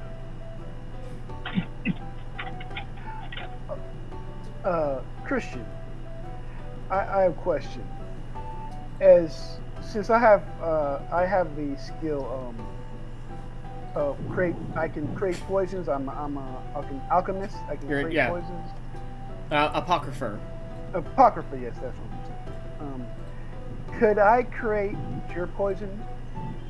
You can create antidotes, yes. Well, actually, that would be more of a medicine than a poison, but you'd know how to make antidotes, yeah. I know how to make antidotes. All right, so that's gonna be a good place for a break. Okay. So I'll see you guys in about 15, 16 minutes. Okay. Okay. All right. I'm gonna go grab myself a drink. And that's Hoist the colors, let them fly. Let the cannons rip the sky. Raise your cutlass, lift a glass. Fight the current till we die. Fortune's flame will never dim. Treasure stokes the fire within. Bring on hell or waters high. We will sail against the tide. Bring on hell or waters high. We will sail against the tide. There's a chill on the water as the trail's getting hotter. There's no taming the fire. It's the burn that we crave. The storms keep a-coming. Let it rain, don't mean nothing. Through the peril we're drumming as we shout the refrain. Hoist the colors, let them fly. Let the cannons rip the sky. Raise your cutlass, lift a glass. Fight the current till we die. Fortune's flame will never dim. Treasure stokes the fire within. Bring on hell or waters high. We will sail against the tide. Bring on hell or waters high. We will sail against the tide. Hail the kings of the ocean, the sons of the broken. Every crew cries devotion when the wind screams our name. Bow down on the water, save your skin, make an offer. Pay your due to the coffer as we cut through the seas like a hurricane. Raise your cutlass, lift a glass. Fight the current till we die. Fortune's flame will never dim. Treasure stokes the fire within. Bring on hell or waters high. We will sail against the tide. Bring on hell or waters high. We will sail against the tide.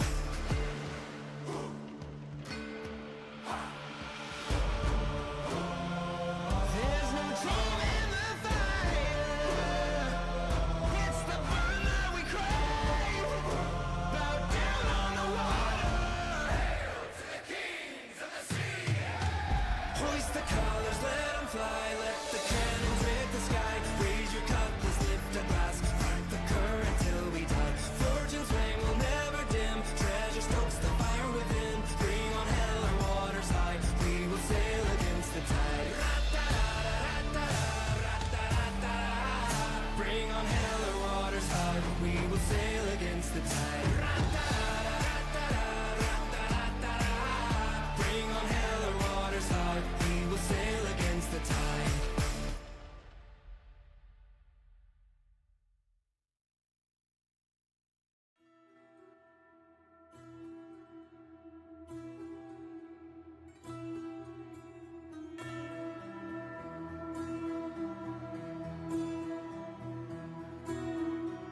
Too long we've gone adrift with the resolve to carry on.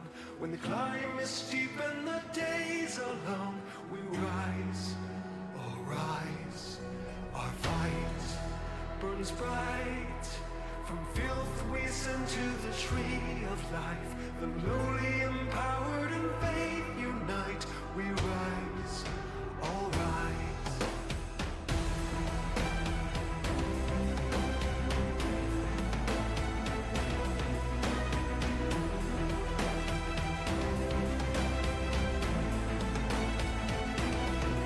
So far we are, the hope scattered among the fallen stars. The last note played on an old guitar.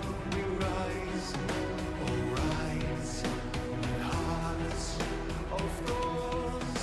We're matched with the will of the royal bond to stave off the fall of a house that's gone. We rise, oh rise. We will die again where the oceans end, over and over.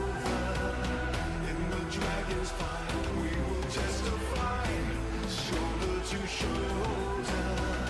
In the lands between, spirits sharp and clean, used with a purpose. Through the scarlet mist, for the maidenless, we rise unburdened again. We rise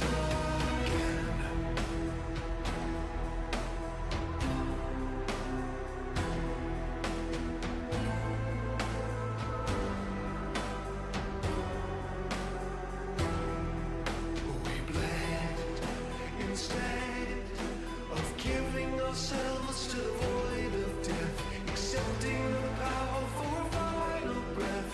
We rise, all rise, to yearn and burn with frenzy and flame to the rights we've earned. In face of the falsehood and secrets learned, we rise, all rise.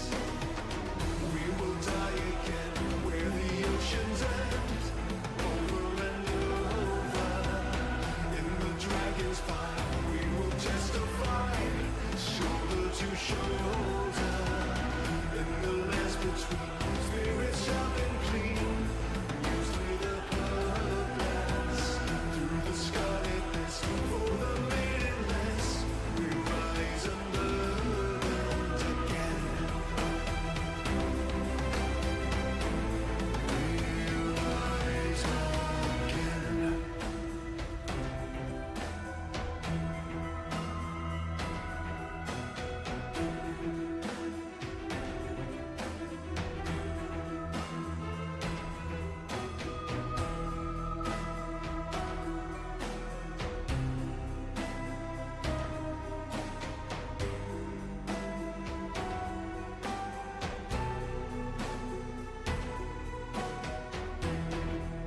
Though some of us won't make it back, we're following into the black, unknown for a long lost throne. We rise again, where others might look for escape.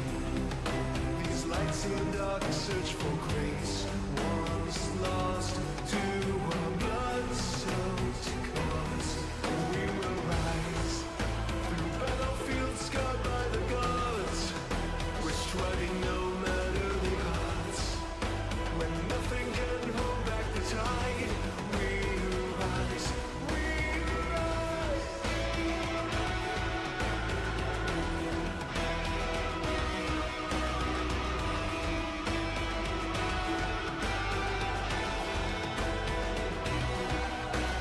Christless and exile were loyal the same, returning to roots through the worst of our pain.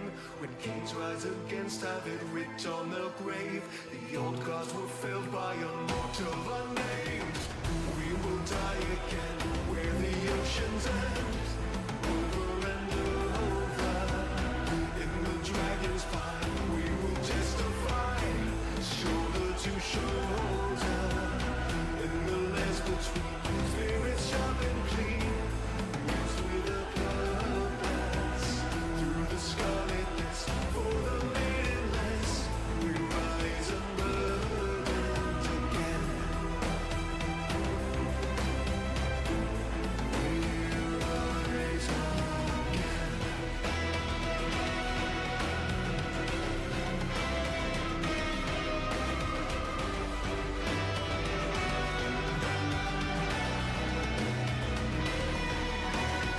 Eternal struggle echoes to the past. We rise, we rise.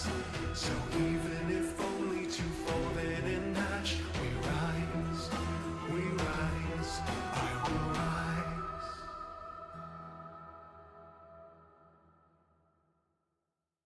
Fee, fi, fo, fum. I smell the bones of an Englishman. Fee, fi, fo, fum. Crossbone swords and a bottle of rum. Levi-o hum. No rest for the lily-livered pirate scum. From the dawning of the day to the drowning of the sun. No rest for the lily-livered pirate scum. Salt on my tongue from the spray of the sea. Drunk on the sun beating down on me. Bound for a treasure that's never been seen, where dead men lay their bones. Blood on my hands from the pull of the rope. No wind in our sails, so we have to row. And it's heave ho to the locker, you'll go, where dead men lay their bones. Where dead men lay their bones. Fee, fi, fo, fum. Crossbone swords and a bottle of rum. Levi-o hum. No rest for the lily-livered pirate scum. From the dawning of the day to the drowning of the sun. No rest for the lily-livered pirate scum. Shapes Ghosts in the shadows wanna swallow us whole. The roar of the kraken tries to pull us below. So it's heave ho, to the locker we'll go, where dead men lay their bones. Captain Jack throws another one back. He finishes a bottle while we're breaking our backs. So it's I cap until we give him the sack, where dead men lay their bones.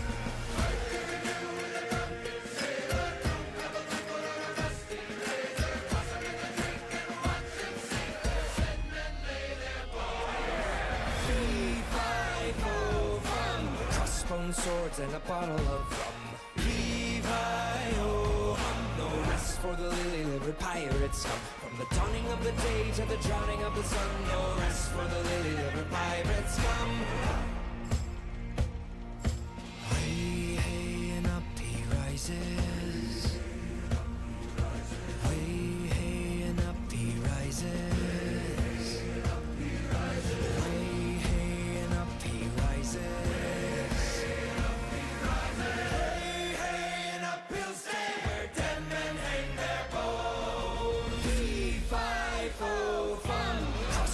Swords and a bottle of rum.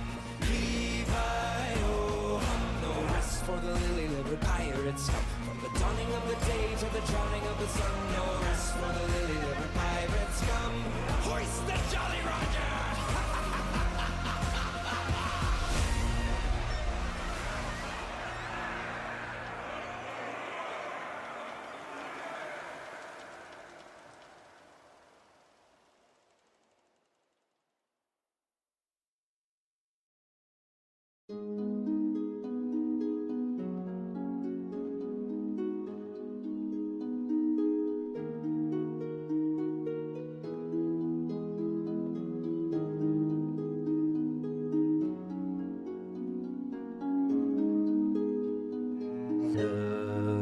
Sörjen fallen vän och slå hans baneman i tränejärn beredd för strid.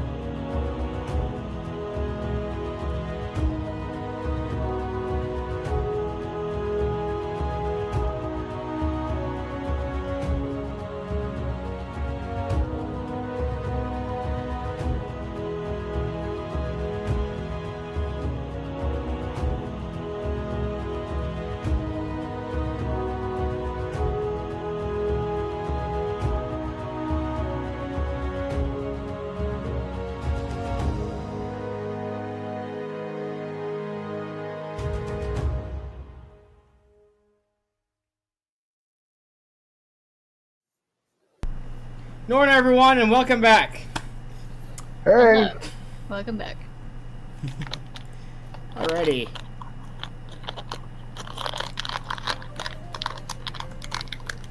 So, I'm assuming at this point everyone's kind of like turning in for the night. Or, Oh yeah. Huh? Yeah. Yeah. So, what supplies are you stocking up on specifically?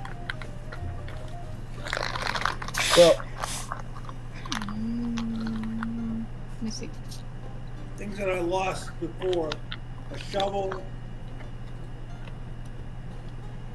food, You said a winter shovel? blanket. You said a shovel? Yes, Where are you putting the shovel, guys? I'm going to put the shovel on the back of my horse.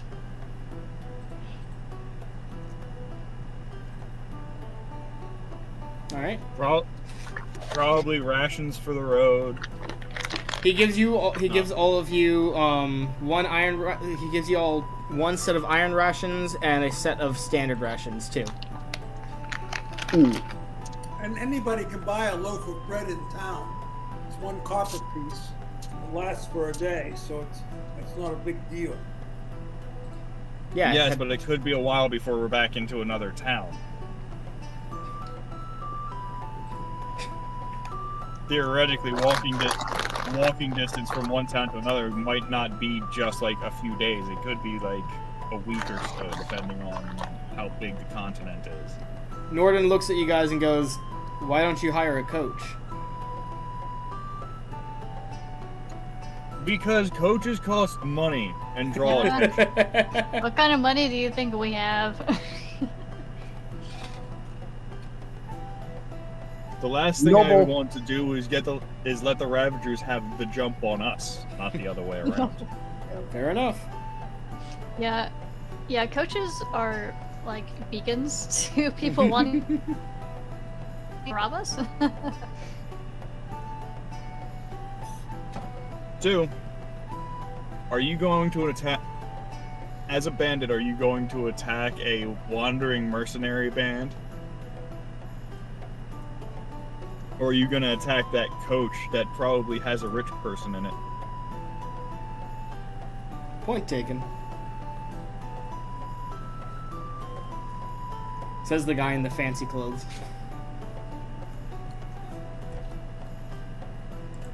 Yes.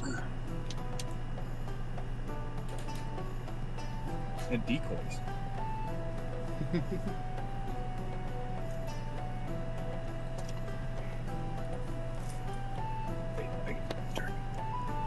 No, I can't. You're as loud as you go. I want oil in jars and rags and Burn, baby, burn. yes. Ever since that lady did that, I'm thinking about that. What is that? That clicking sound is my car. Oh no. Uh-oh. Do not worry. It's been doing that for a couple of years. Okay. Do you know what it is? Yeah, it's an actuator. In order to fix it, I'd have to pull off my entire dashboard. Ooh. I feel you there. I forgot to start it before the stream start my car before the stream started. I am sorry. No, don't need to apologize. You're good.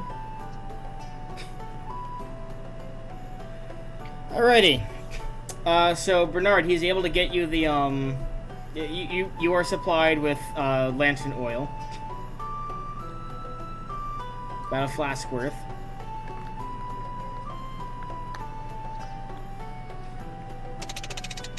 Everything There else it you need to goes get yourself. again.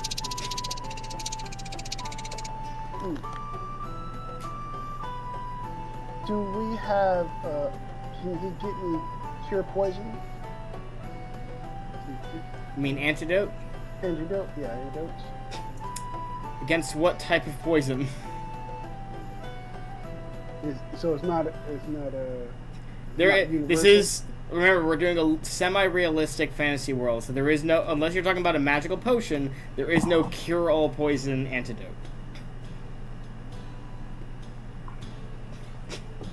I'm guessing the most common type then. Yeah. If that's the case, I don't think we're not worried. Yeah, it's be hard to tell what we need. If we were going in a jungle, I would want to get some. But never mind about the cure poison. Lyrian goes over to Lorsan. She just kind of like, "Hey, Lorsan, is your cut okay?" Yeah, What about? What? Where she's talking about where you got stabbed by the dart. I think so. Why? She draws attention to it, and you're looking closer, and she's just kind of like, "Well, have you made sure it wasn't infected?" I mean, I'm pretty sure I would be showing signs by now if it was infected. Because it's been a couple hours since then. It's been a couple hours. Has not been a full day yet. She's just concerned because you technically did get stabbed by a poisoned dart that was sitting in sewage water for who knows how long. True. I can't hear you, Grimshaw. You're muted.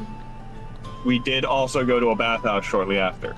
Oh, true. That is true. It would have been cleaned.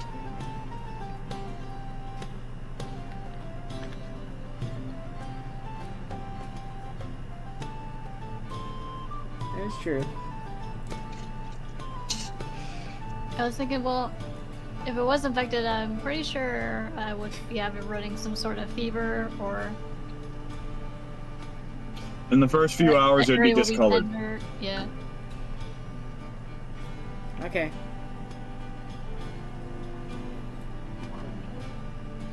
Do we have anybody?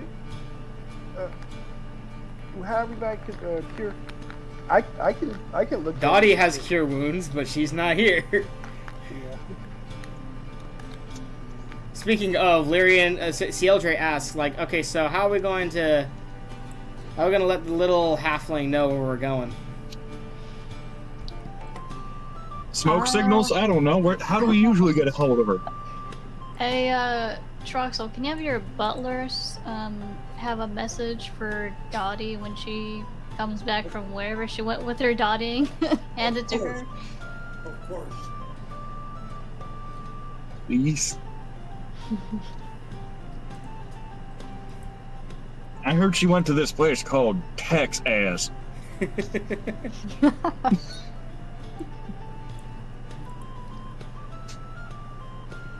Gosh. No. Albuquerque. Texas.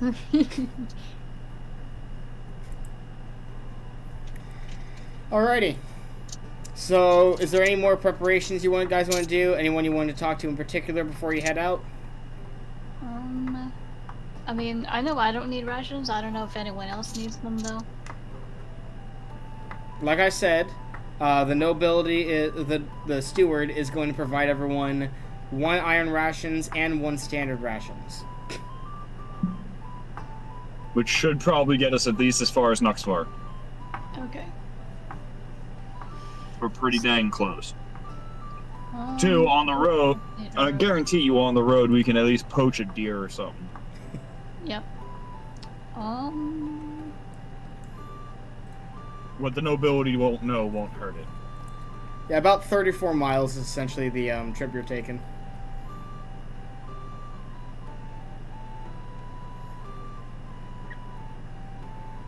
But this is on the main road, so you're less likely to encounter less savory individuals. Poaching. That's a thing here too. Yeah.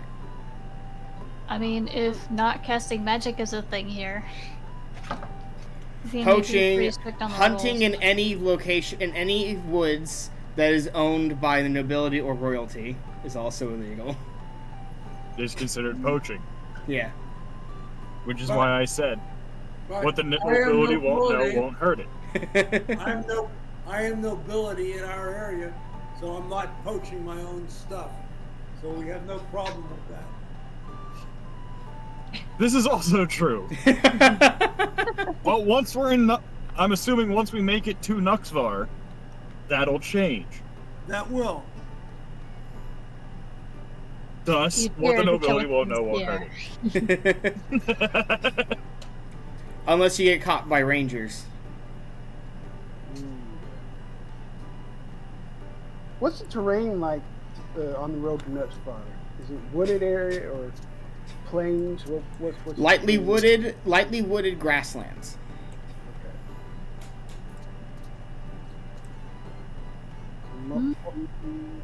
Most likely rangers wouldn't be out there all that much.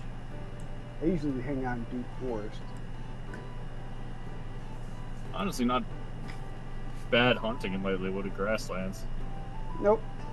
Deer and pig and all kinds of stuff. I wouldn't know that. I'm a thief. Hold on a second. Revving Oh, he just vanished. A lot of people do. I could do it too, and my engine sounds better than his truck. So what's his name? Well, I can't think of anything for myself, but maybe I could get a bag of oats for Dorian. The nobility can provide you with that. And Norden comments, as you guys are talking about the animals, just going like, yeah, just make sure we try to avoid Ankeg anytime we're crossing those grasslands. What is that? Pancakes? Ankeg, yeah. Can I roll to see if Lorsan knows what that is? Roll monster lore. Monster lore.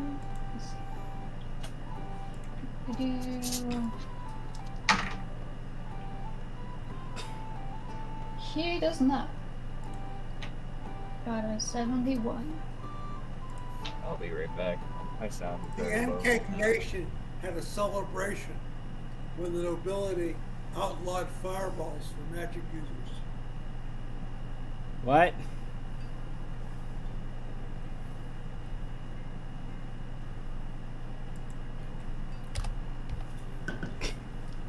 Welcome back, Winston.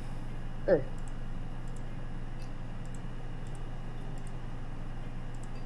Shoot. The sound was too quiet. There we go. Got everyone back. Alright, so yeah, Lorsan does not know what an Ankeg is. How do you not know what pancakes are? I've The never had DM them. looks at Grimshaw and says, how do you know what pancakes are? Because pancakes are delicious! And your character wouldn't know that. Retcon. Well, I mean, it's just flour, said eggs, pancake. and something else. Yeah. I mean, it's made of common ingredients that farmers can have. So maybe there are I'm hearing- pancakes. No, pancakes. They're not, Yeah. if pancakes exist, they are not at all what you think they are. At least not the modern version, not in any way. Even Washington's version Yeah, would they be are. like semi-modern. So like no, not to that level. Why couldn't you have pancakes? You have milk, eggs, flour. I'm saying you can have pancakes, but this period of time hasn't experimented that far with food yet, or at least this area of the world hasn't. Okay. But I'm not from this area of the world. All right, let's do a roll then. Let's do a roll. Grimshaw, I want you to roll a d20 for me. The people of Alberta are missing out. I rolled an 11. 6. Pancakes were invented in ancient Greece. Ah. Mm. Pancakes were Ancient invented. Greece. Okay, so They were not here's my sweet at question. all. Here's my question at that point. How different were those pancakes to modern pancakes? I rolled a 50. I mean, Grimshaw could still find them delicious. He is known to like bitter things to begin with. All right, you know what? Wheat flour, olive oil, and honey. So, yep, pancakes. Oh no, pancakes would be sweet then. Made on a frying pan. Guys. So they were.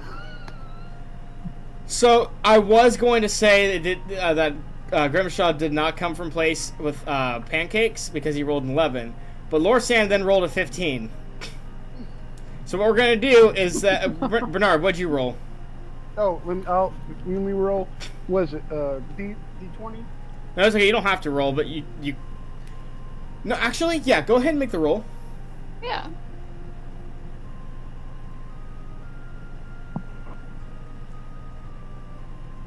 $15. Okay, so here's what we're gonna say. Okay. Okay.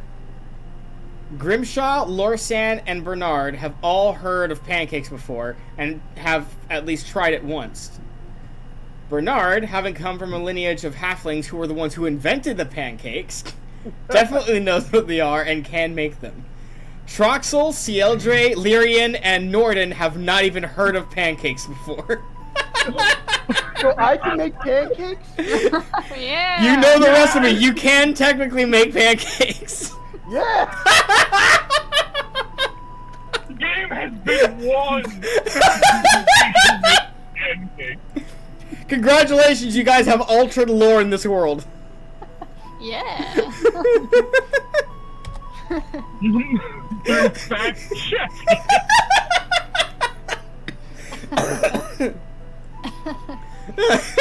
What was that? It was wheat flour, honey, and olive oil. Yep. Okay, so going back to the role play, going back to the conversation, Grimshaw name drops pancakes, and you realize that you're met with like a deadpan silence as everyone's just going like looking at you, going like, what are you talking about?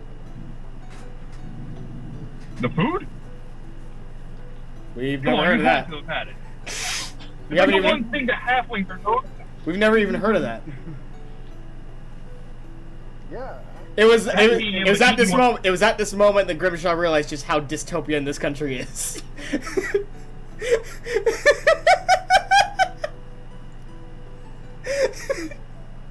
I We thought shall I was introduce evil. the miracle of pancakes.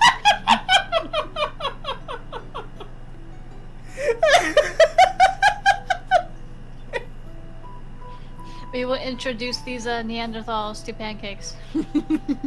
I may be cringe. You're just mean.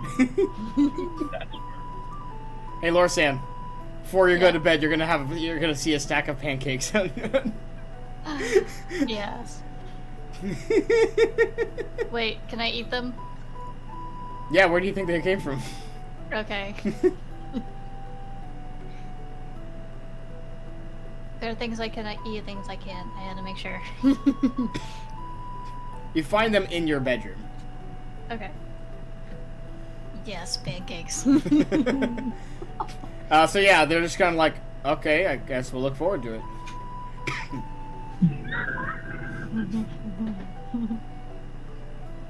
What is it? Some kind of Morning before we Is it some leave. kind of delicacy or? breakfast. You'll find out. I hear our halfling is a very good cook. Aw. Well, again, that was meta information. He hasn't told you he can make it yet. Bernard. Yeah. I can make pancakes. You guys want me to make it? See? Bernard has one D&D. He can make pancakes. Aw. Norton's just kind of like, all right, so I guess you can make us some when we get to Nuxvar.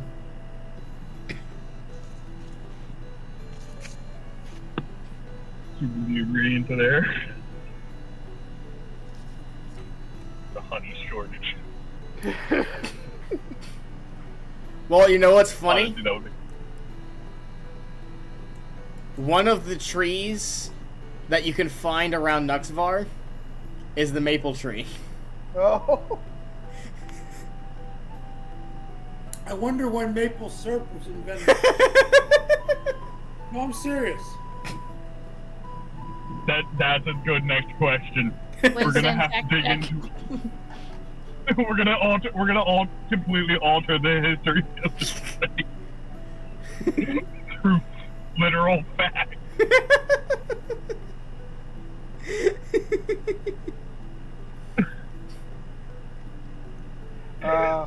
Don't give us a time period and don't think I'm gonna look up things that I can put into it.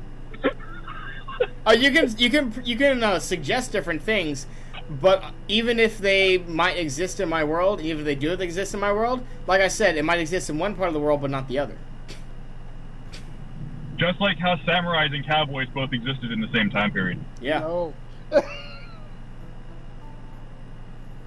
That's true. I'm aware, yeah.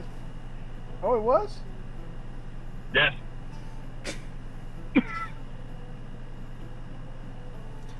Oh, that fact.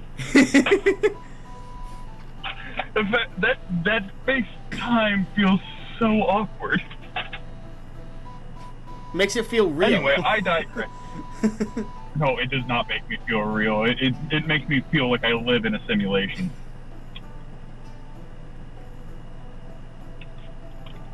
Anyway, we're sleeping. Yeah, it's time for bed now.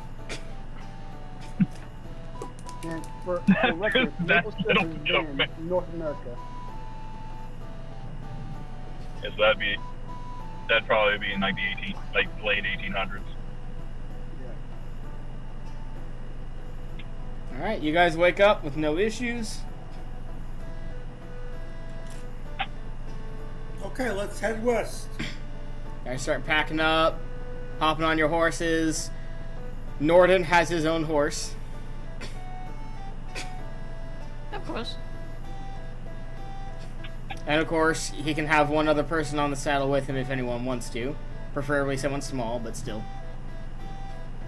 I prefer to walk maybe anyway. a little sketchy. Okay, so let's Yeah, Grimshaw tends to walk. So Lorsan, Troxal, what do you call it? Dottie, Cieldre, and Norden all have horses. So that's 4 horses available. And he does look down at Grimshaw and go, you know, if you ride, then we can get through this trip faster. Yes. But then I have to jump off a horse. And have you seen how short my legs are? That's gonna end in comedy. It's like, oh, so jumping across sewage is fine, but jumping off a horse, which is not that big a distance, is a problem. Look, if there is violence at hand, me falling a distance is going to happen. Me actively containing the jump is not. I have control over the jump. I don't have control over the horse. Well, I guess you're a less than average guys dwarf. don't wanna wait. He then goes, well, I guess you're a less than average dwarf then, and starts riding forward.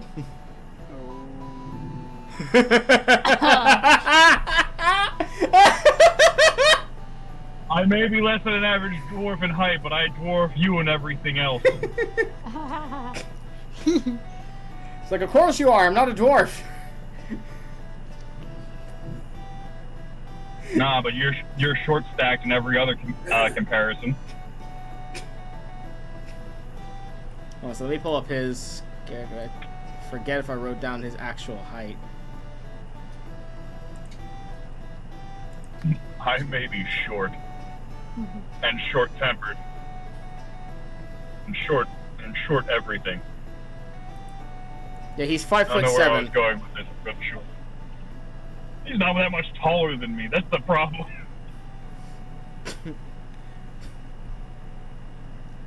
Blood is a short king. I feel like halfway through this trip, the two of them are just going back and forth with their comments, seamlessly jumping off of one another. Oh yeah, no, absolutely. Anyone who can match insults with Grimshaw actually earns a name. But the great thing is, halfway through I feel like halfway through the ride. Go ahead. I feel like the best part of this is, like, not long after they start, both of them are smiling as they're just throwing insults back and forth at each other. Like, they're both enjoying this. Oh yeah, absolutely. Which is causing Lyrian and the others to start smiling as they just listen to them go back and forth. The absolute insanity that is insult throwing. So you're saying halfway Someone through? who actually throws it back. Someone who actively throws it back is a welcome portion of our group.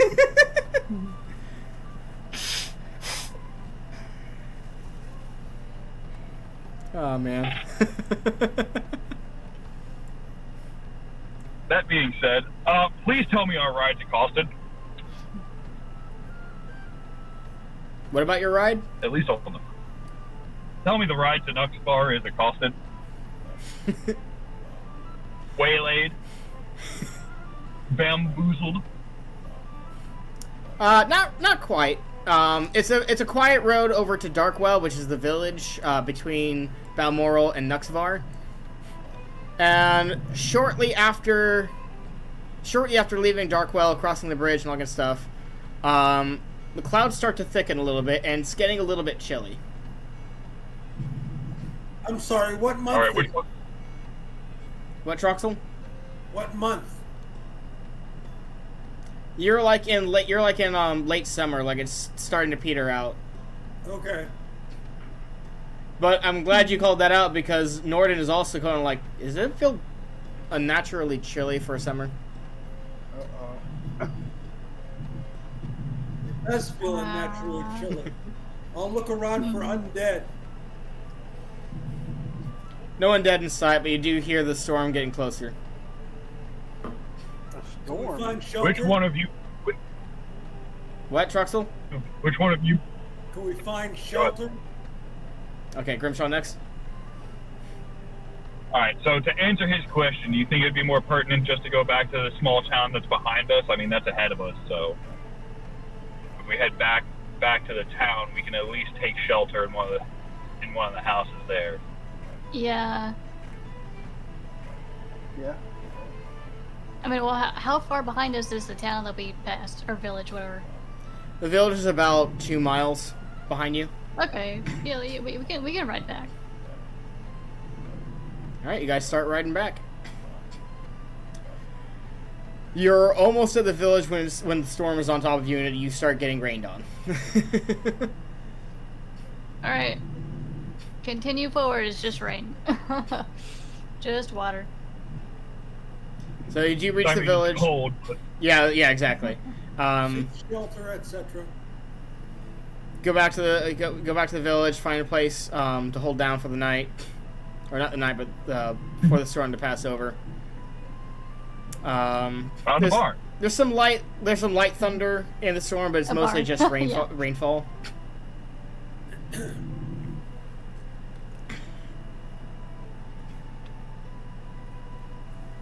Nothing major, it looks like.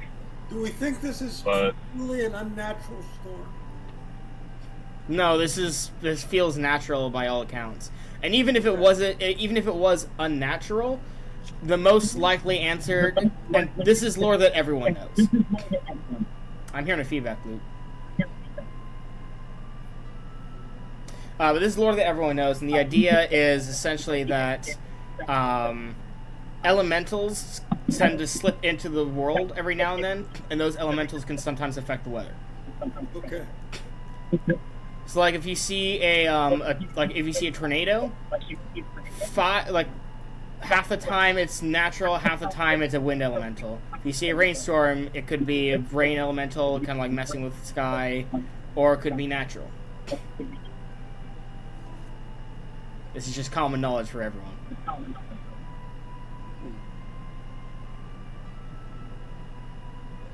But why is it colder than normal? That you don't have an answer for. It's unseasonably cold for summer. Hopefully this rainstorm passes quickly. Yeah, think of it as like it went from like 80 degrees to kind of like 72 degrees kind of thing. Not like all at once, but like gradually over the days. Like gradually, you're noticing, looking back on it, it's been getting a bit colder over the days. Okay, that's normal. That's called Canada. But no, it would be normal if it wasn't this late in the summer. Like this No, it that's should called be Canada. it should be warmer during this period of time. Like your character, this is unnatural for you guys. So why is it? So weather starting to turn colder. It's a pretty bad sign. Something. That's something means something. Okay, so I'm hearing everyone talking being echoed. I don't know whose end it is, but it's being echoed on someone's end. Not me. I think it was Grimshaw. You okay, buddy? Yep. Yeah, I just gotta remember to mute every time now because I do have a speaker right here. Oh, okay. But like, I got like speakers all over my car. I gotta probably lower the volume a little bit. For that, I need this.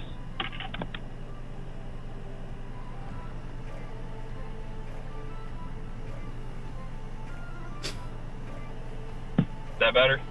Yeah, that's better. Yeah. Better.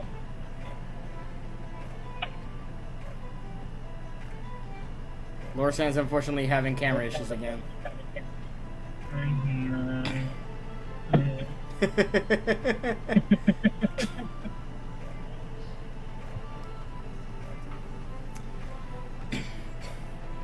Alright, so you guys are kind of like, you know, huddled. There's the echo again.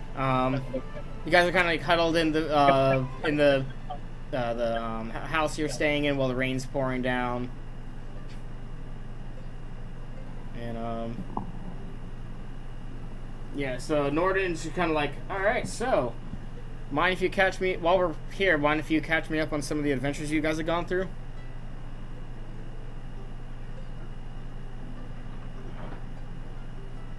I'm sorry. Oh, Grimshaw, I can't hear anything. You're talking about the bard. Yeah, Norden, he's the bard. He's asking if you guys would mind sharing some of the stuff that you guys have gone through. Yeah, we can do that. Grimshaw, we can't hear you. No, it's because he's muted. There's no Yes, feedback. I have to mute myself so you guys don't hear yourselves through my speakers. Can you still hear us? Yeah, I can still hear you just fine.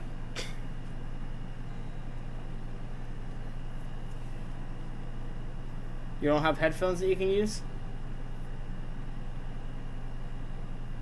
Blood, I am in my car.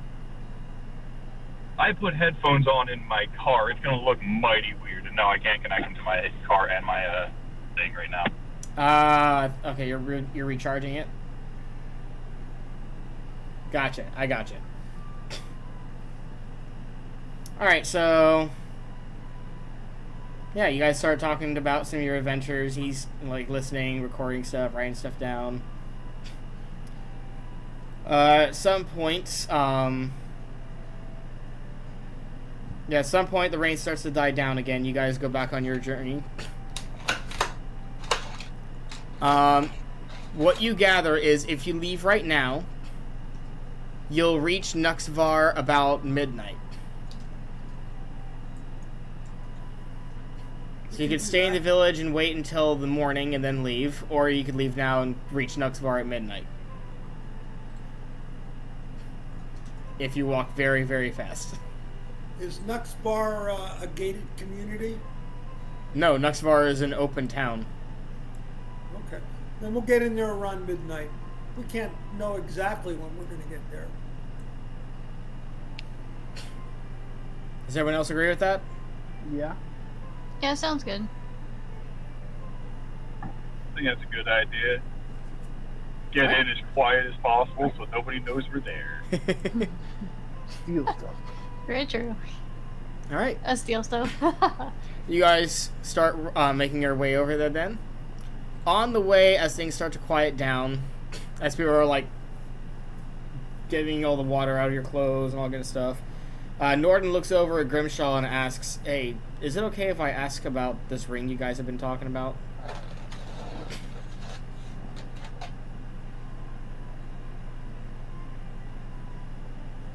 The less people who know about it, the better. We can't have it showing up. It's that artifact we've been talking about. Yes, but I already know of its existence. So...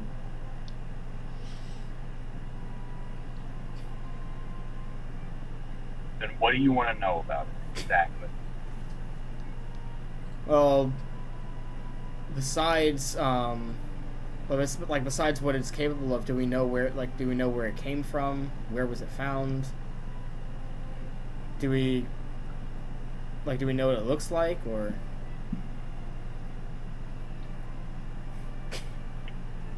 Yes, we know what it looks like. Yes, we know where we found it. We found it on the Sunland Isles. There you go. In an ancient ruins, being guarded by an undead. A rather annoying undead, but an undead nonetheless. Yep. Annoying how? Very much more powerful than your average regular run-of-the-mill zombie or whatnot. If I remember correctly, you can cast spells.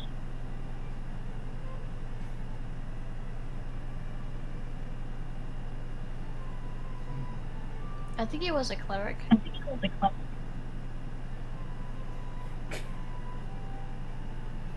Undead cleric. I mean, Yeah, what that one was of- I mean, one of the other members of the island also said something about a party of adventurers going to investigate the ruins before we got there.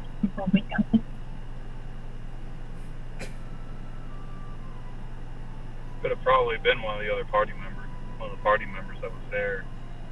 He looked more fresh than the others. Alright. With that, he lets the matter drop.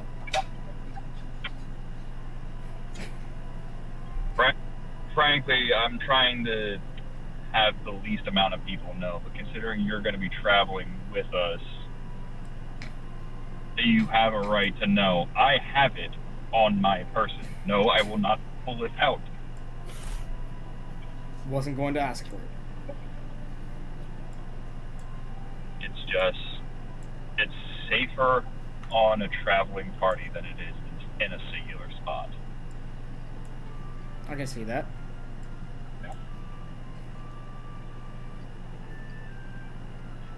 How much of the nobility doesn't understand that?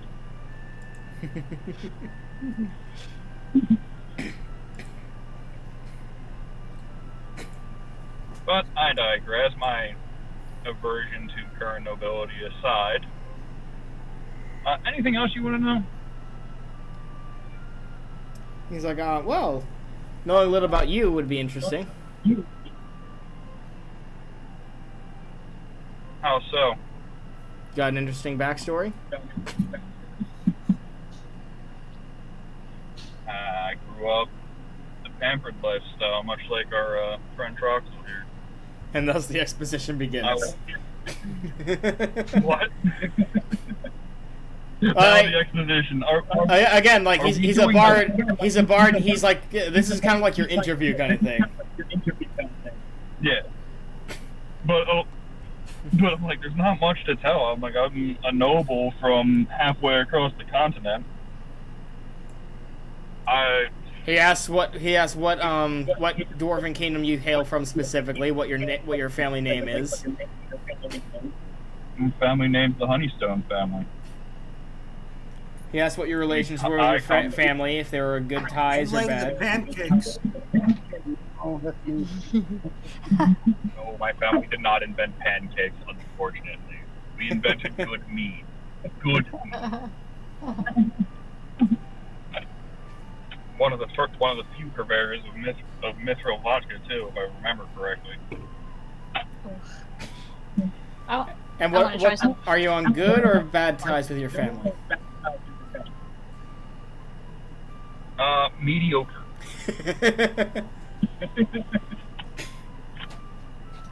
Can't say I'm on good terms. If I'm on good terms, I'd still be there drinking heavily every night.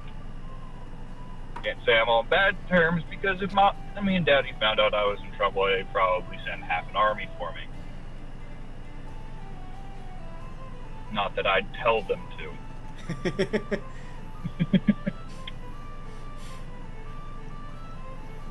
I digress.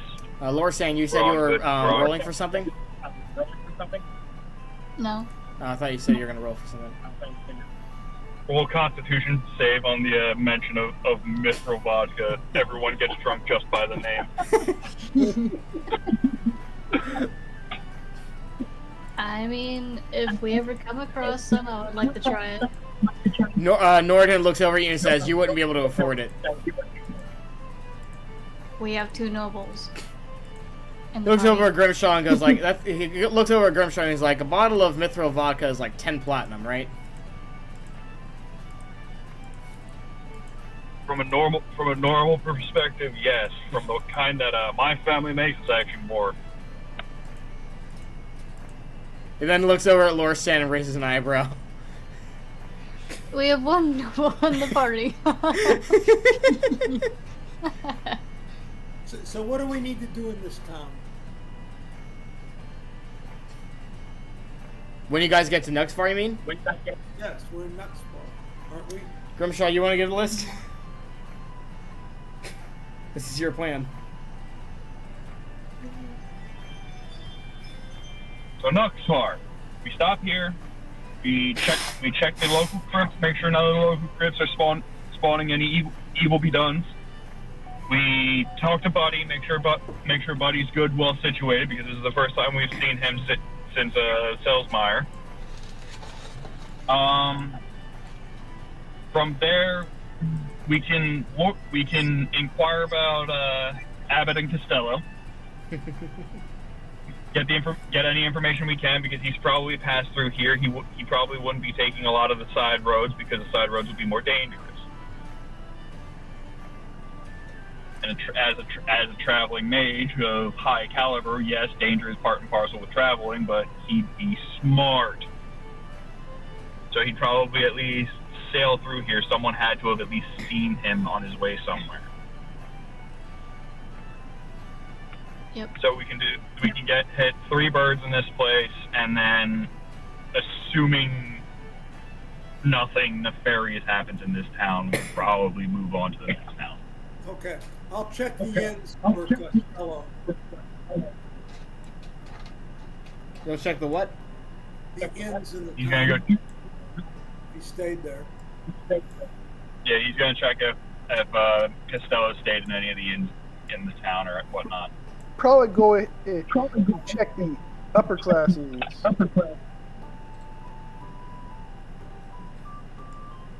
Who's in charge of Nuxvar? You mean the upper classes pockets, right? Not actually talk to them. Yeah.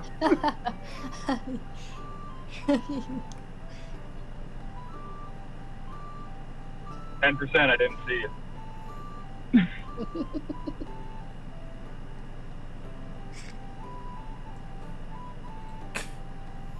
Trying to find out. There we go. The waiters. So, Troxal can tell you that the people in charge of Nuxvar, the nobility, it's the waiter's house. Waiters.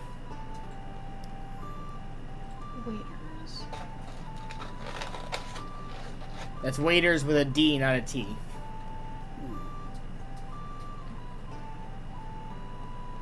So it's not just a house full of just people serving people food.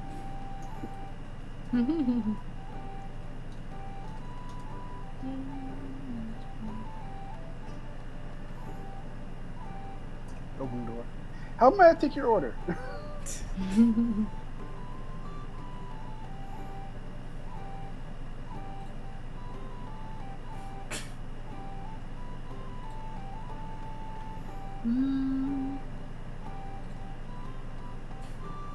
I will say that the waiter's house, while they're not the poorest of the noble houses, their wealth is far less than the neighboring houses. So they don't have as much funds to do as much stuff.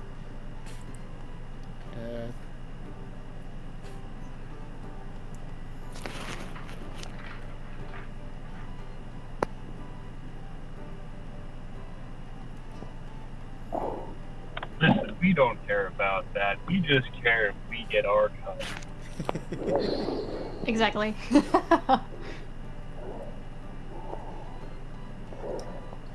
Let's see. Alright.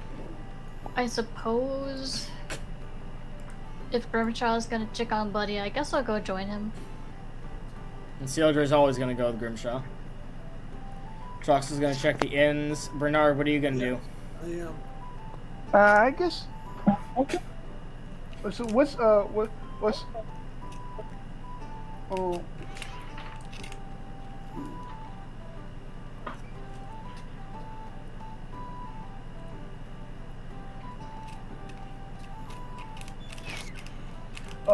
What is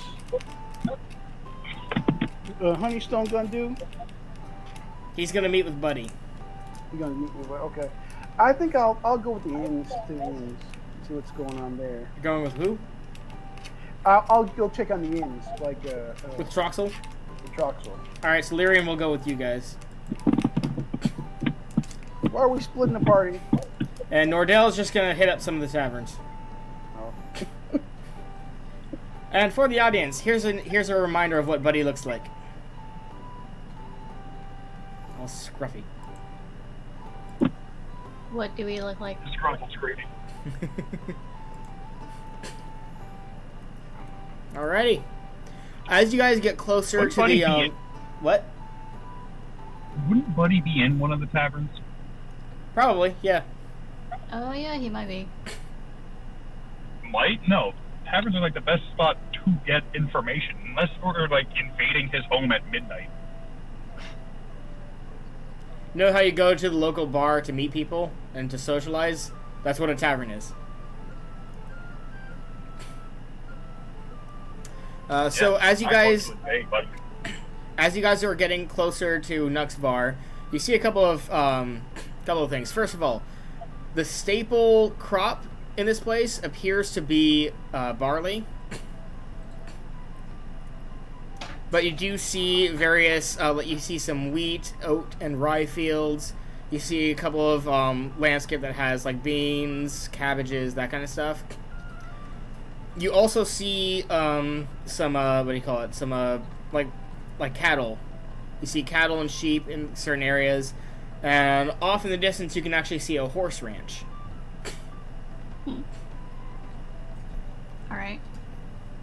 You eventually reach the town. It's a small town. It's not a large one, and it looks like it's only started recently building up like wooden walls. It looks like everything's pretty spacious for the most part. Not too crowded or anything like that. As you guys enter this town. So yeah. Are there any guards we can see? There are some guards, yeah. They don't look as fancy as Balmoral's guards, but there are guards. All of you roll me a wisdom or intelligence check of your choosing.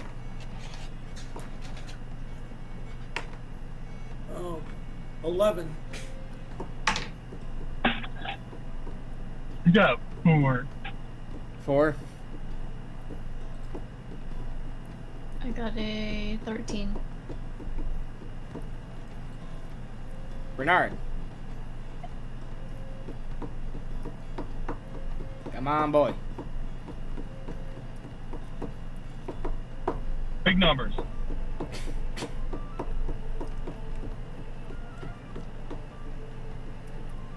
13 intelligence. You got 13? Intelligence, yeah. Cool. Alright.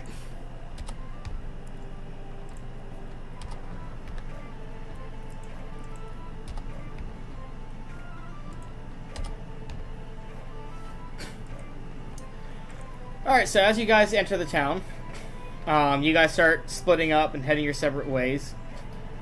Group A going over to the inns, Group B going to the taverns.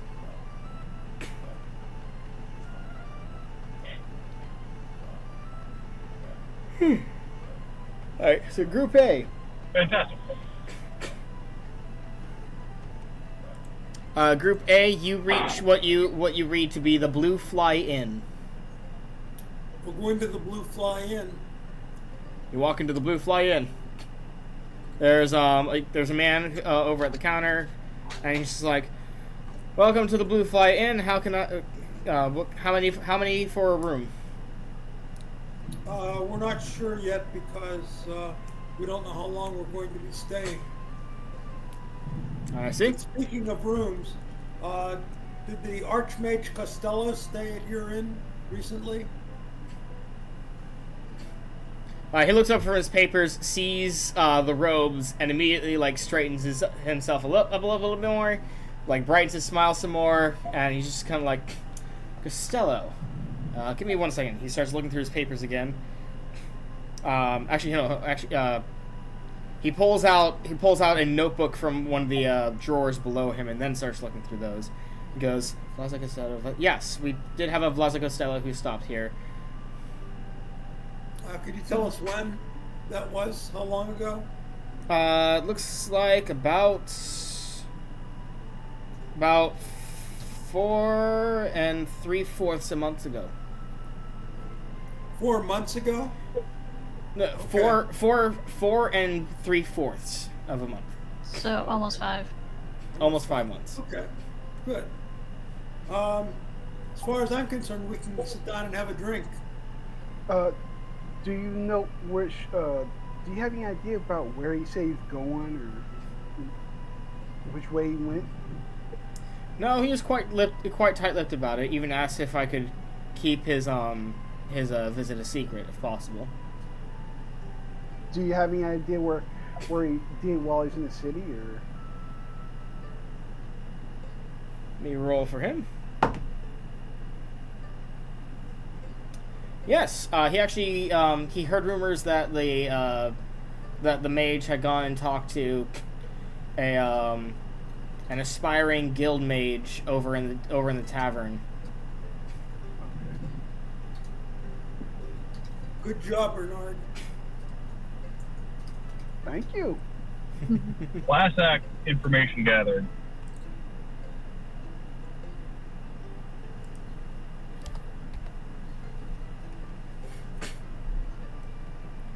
Anything else?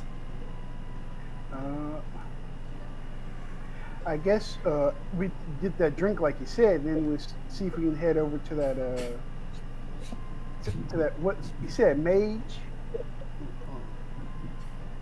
The aspiring guild mage, yes. Aspiring guild mage. Aspiring guild mage. Okay. And well, how are we gonna meet up with where we forgot to say where we were gonna meet up at. And with that, we're gonna break over to group 2. I mean, in fairness, tavern would usually be a good spot to meet, Yeah. where everyone can get a drink. So you guys approach the Golden Mare. The Golden Mare Tavern. Right. Looks like there's a lot of travelers here besides the local residents. It's not super ultra busy, but it's well packed.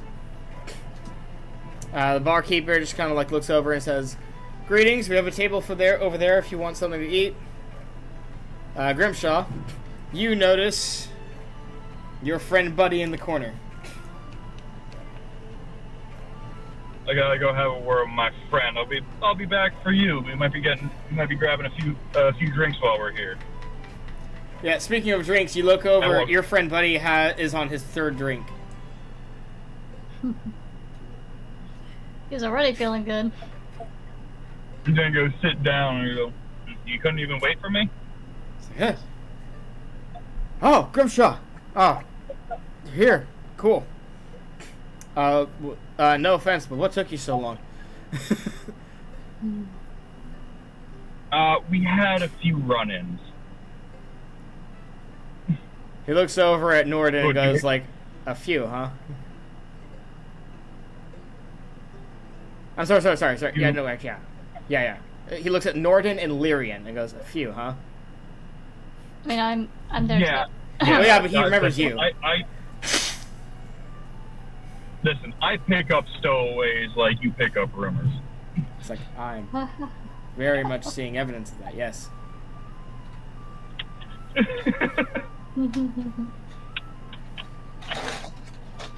But I also did say that I'd pay you by the time I got here, right? Believe so, yes. I pull out my satchel of gold and put down 10 gold pieces. I'm like, I'm sure that's enough, right? You see him just kind of go like he's in the middle of a drink when you do that. He's like, quickly pulls the money and puts it into his pouch. He goes, "Oh, I think I'm going to enjoy this after all." Consider it the first installment of many if you keep as much information flowing to me as possible. I will do. If you need any more, He's like, I will best I can definitely tell do you my best. is that I. Go ahead. Yeah. He's just like, I'll do my best. Look, I'm trying to get as much information. If you need to hire anyone, let me know. I'll furnish the money. Lord knows that good information is hard to come by. Problem isn't hiring people, it's finding people who are interested in being hired by us and not by the local thieves guild. Make it worth their while. What's the thieves guild that they got that we don't right now? Numbers? Reputation, for one.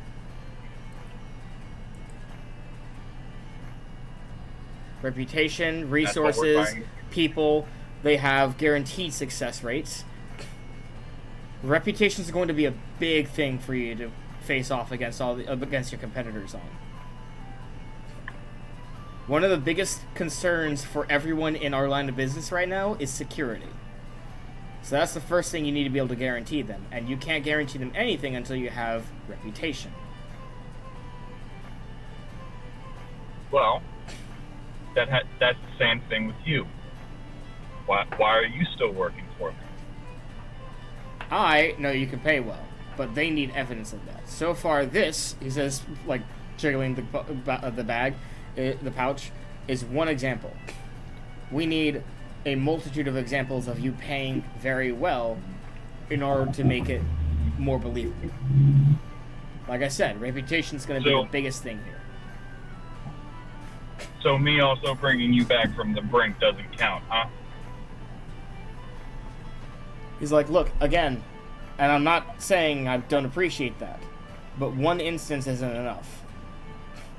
Oh, no, it's easy to make up stories. You need more proof of that. Speaking of, why don't you catch me up to speed as to what you guys have been doing so I know exactly what kind of rumors are floating about right now? I look around real quick. I'm like, we're going to need a quieter place. This ain't for open doors.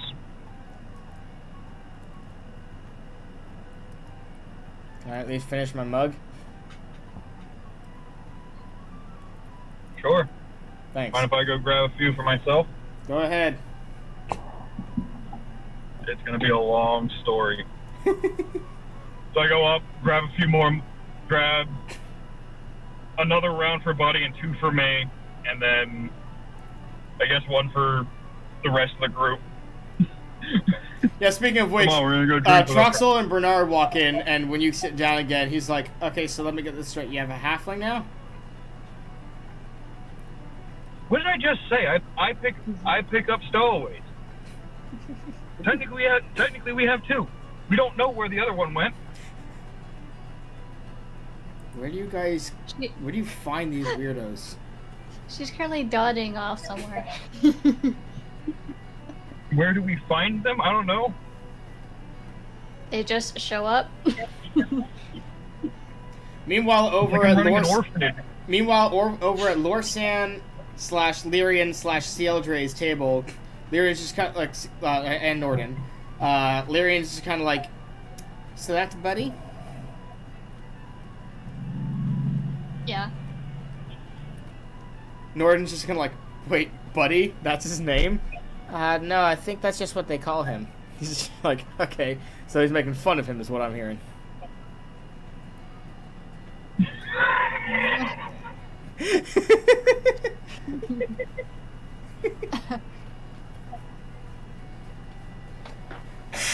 Yeah, well, what do you expect? You're not at that table. I know. What do you expect? Troxal and Bernard, you walk in, you see Lorsan, Lyrian, Cieldre, and Norden's table, and you also see Grimshaw and Buddy talking in the corner. I guess so. I will not go over to their table. So did you guys find anything useful? I head over to the table. Not I don't head over to I don't head over to not Trump, Honeystone's table. I head over to Lorsa and everybody else's. Yeah, that's why Lorsan asked you a question. Yeah. So yeah, found out where a guy was. He's at the I can't remember his name. The what was it called? The Craftful Magus. No, not location. The guild, the guild aspiring mage is a person. It was a person, guild a aspiring part of the mage. mage guild, who is an aspiring mage. Oh, he expired. I thought that was some kind of opera. Yeah, no, he didn't go to a building called the Aspiring Mage as the head guild. No. He was talking to an individual specifically. Oh I'm guessing you didn't get the individual's name. no, they didn't know their name. But in a town that in a country that hates mages, being an aspiring court mage is few and far between. What? I'm not there though. So I Tavern. don't hear that. I was about to have Buddy make a comment. What tavern did Costella meet this mage at? I think I guess they met at our tavern. You just said they met.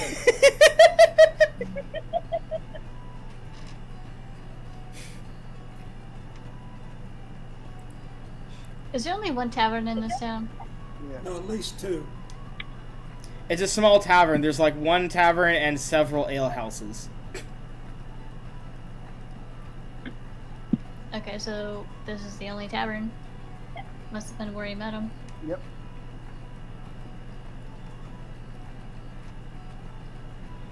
I guess I'll go up to the barkeep then, ask him if he's seen any mages.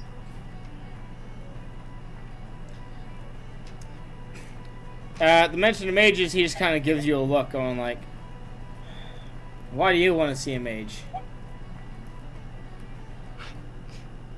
Well, apparently, someone I'm looking for met with one a couple months ago. And who would that be? Plaza Castello.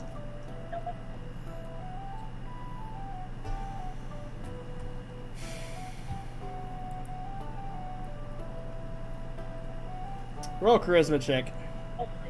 Alright.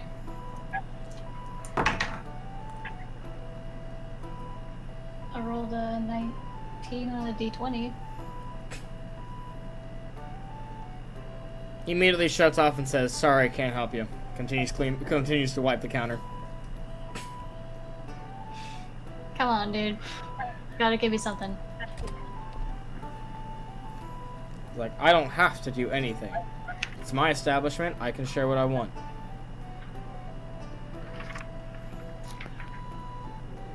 Hold on 1 second. I'm Now gonna then. do something. If you don't have anything else Wait. to do, Brute, you can either sit down and order something, or you can walk out. Troxal. I waved Troxal over. Yes? Well, hold on. Lorsan wants to do something. Hold Okay. on.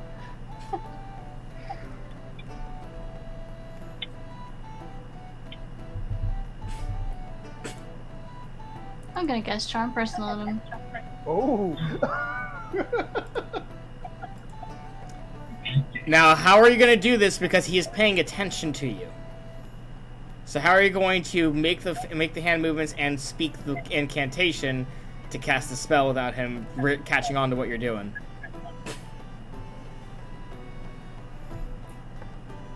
The Jar Jar Binks method, of course. You can always stand behind somebody. He's short. Well, we're working off the information that she's standing in front of him right now, talking to him. Yeah. Like it's direct talk. It's direct communication. How much is an You might ale? have. Continue, Lorsan. How much is an ale? How much is an ale? Ale's gonna be 2 copper. Okay. I would like to buy an ale.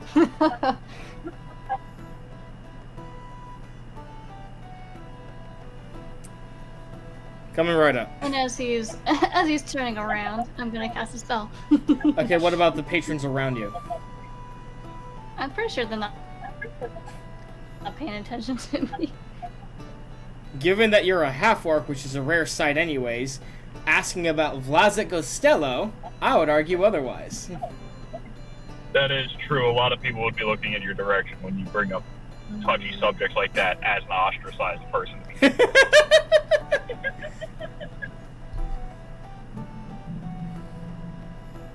fart can, dude. Dad, your fart looks like...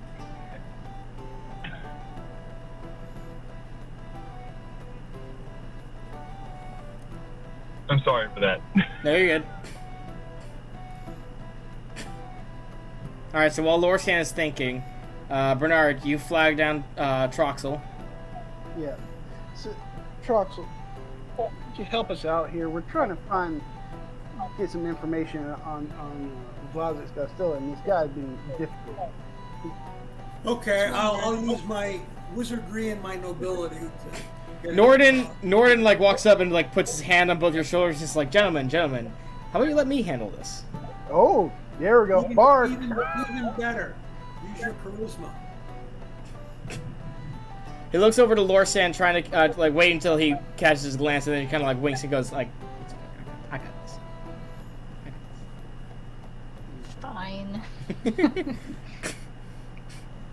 You kind of sit down. He pats you on the shoulder and goes like, "Don't worry, we could use your intimidation at a later date."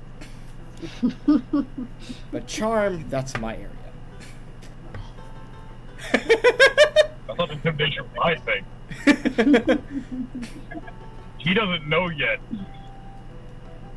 Oh no, he's made a guess, but at the same time, again, he's a very charismatic social person. So what he's essentially just did was acknowledging Lorsan's strength. Yeah, exactly. He's like trying to make Lorsan like higher spirits while dismissing him. Being a very nice guy about it. So first thing he does, he engages in a conversation with a random patron, and upon them finding out that he's a bard, they ask if he could play. He's like, yes. Would you like me to play a song? They're like, yes. And so he starts like strumming a few strings, tuning it, and gets the attention of everyone in the tavern. And then he starts playing a song. He plays 3 short tunes, the typical tavern songs you guys hear often. And I'm going to make a roll for him. And yeah, that succeeds. So he has successfully entertained and raised the spirits of everyone in this establishment. Starts going over to the tavern keeper. The man looks very appreciative of the song, and they start talking for a bit. And you see the tavern keeper kind of like look a little bit uncomfortable, but Norden just casually talks to him, eases him down, and after a while he walks back over to your table. And by the way, Grimshaw, you did notice the musician playing for everyone, so you're semi-aware of what's going on right now. Oh yeah. Goes back over to the table, sits down, and goes, "Okay, so it appears that our mage friend, I know where his house is, by the way. He and Vlasic Costello were talking about ruins nearby." Okay. That's interesting. Looks over at Lorsan and says, "Again, no offense. I admire your ability to intimidate people. Sometimes you just gotta let charm do the work." So you say. So I proved.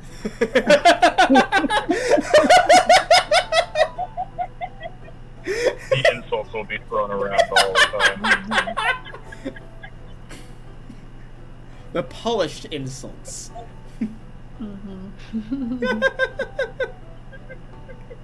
As opposed to the ones uncouth that Grimshaw has been throwing? What do you Pretty mean? much, yeah. Oh, I love this duo. This is great.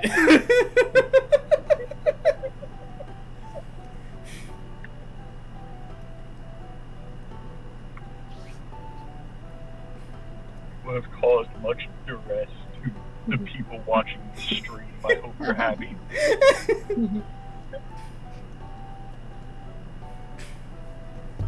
So, I assume we want to talk to this mage?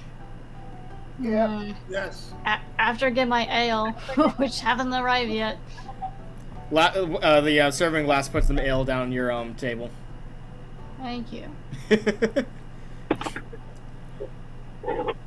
Well, that ale definitely looks rather good. However, I'm going to order for myself a nice small chicken and I don't know.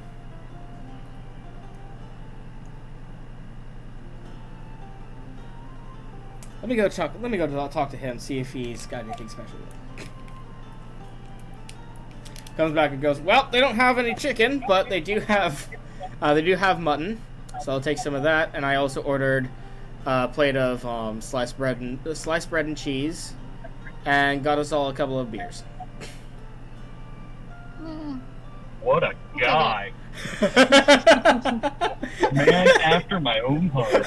Hard for the win. Too bad I'm not at that table. Look, if you haven't noticed, he likes to live life to the fullest. Fine clothes, socializing, lots of good food and drink. Much the same way I do. I guess I'll just take a sip of the ale. Just a sip? Yeah, why not? Alright. Just sipping it slowly. Lost that. Roll me a con check. It's poison.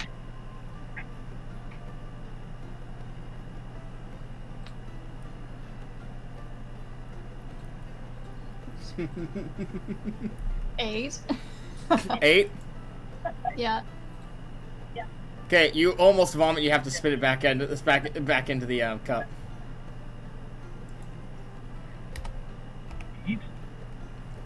They like the rest of the NPCs at the table look up and they're like, "Was it really that bad?" Yes, it tasted awful. He takes a drink of his beer and he's like, "Well, my stuff's delicious. I don't know what you're talking about." Maybe he spit in mine.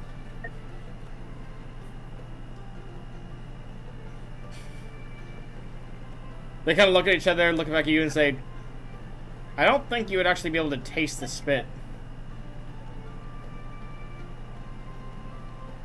Maybe he did something else to the drink. He doesn't like half-orcs. And it's like, that may be true, but if he did something like that, he might get in trouble for that. I don't know.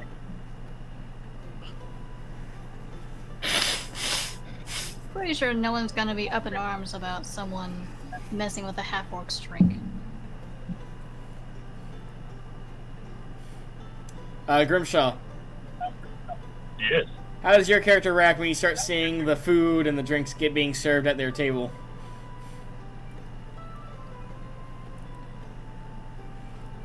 Buddy, would you like to meet the rest of the compatriots and go have our conversation behind closed doors eventually? His response to you, his response to you is, "Would I like some free food? Yes, I would."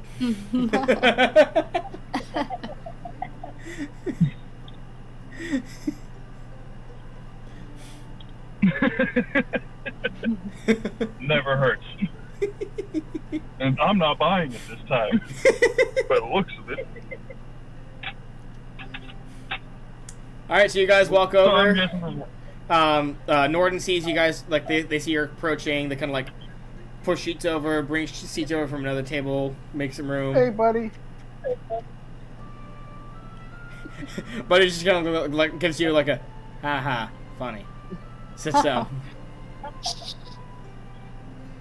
Now, only I get to call him Buddy. I don't know his actual name, but I know he's an invaluable part of this team. He's like, yeah, let's just stick with Buddy and pretend that I don't have any other name. Exactly. Oh, it's definitely. Those who are nameless are usually most important. Grimshaw, I want you to roll me a d20 real quick. D20. Go. Gonna go with you.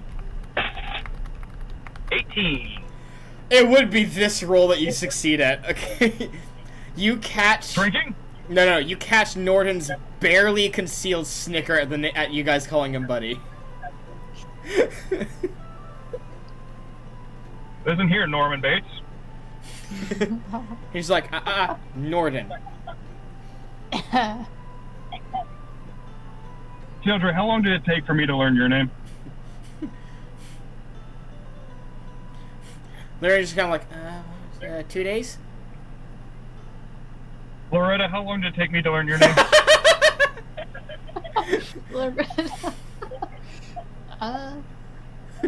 About a week. I love the quick change going like... That was not towards Lorsan. Oh, well. Yeah. It was towards. But the funny thing is, everyone, like, based on your tone and the area, like the context, everyone knows you're saying that on purpose, just to try. I love how like you're just like, you asked that question, and then you forgot that you did actually pronounce Lyrian's name correctly after she did something good the second day you knew her. Yes.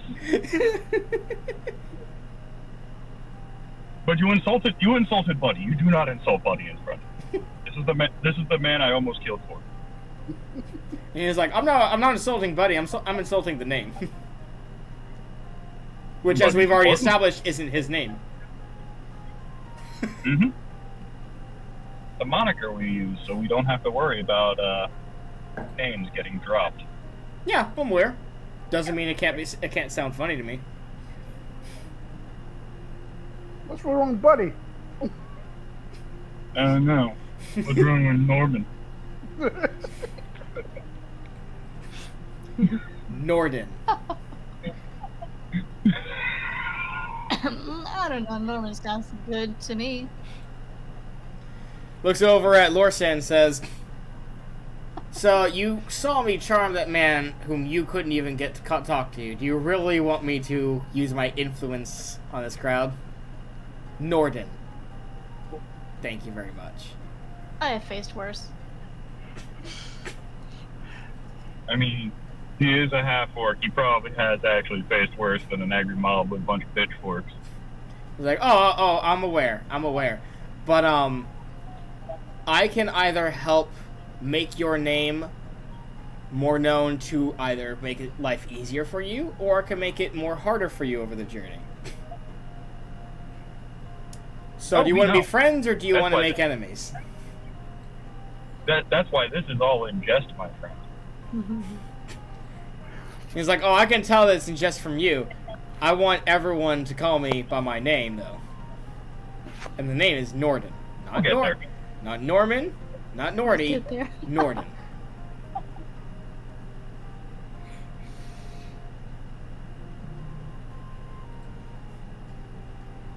Well, you sure have picked up a lot of nice people, Buddy says as he takes another drink.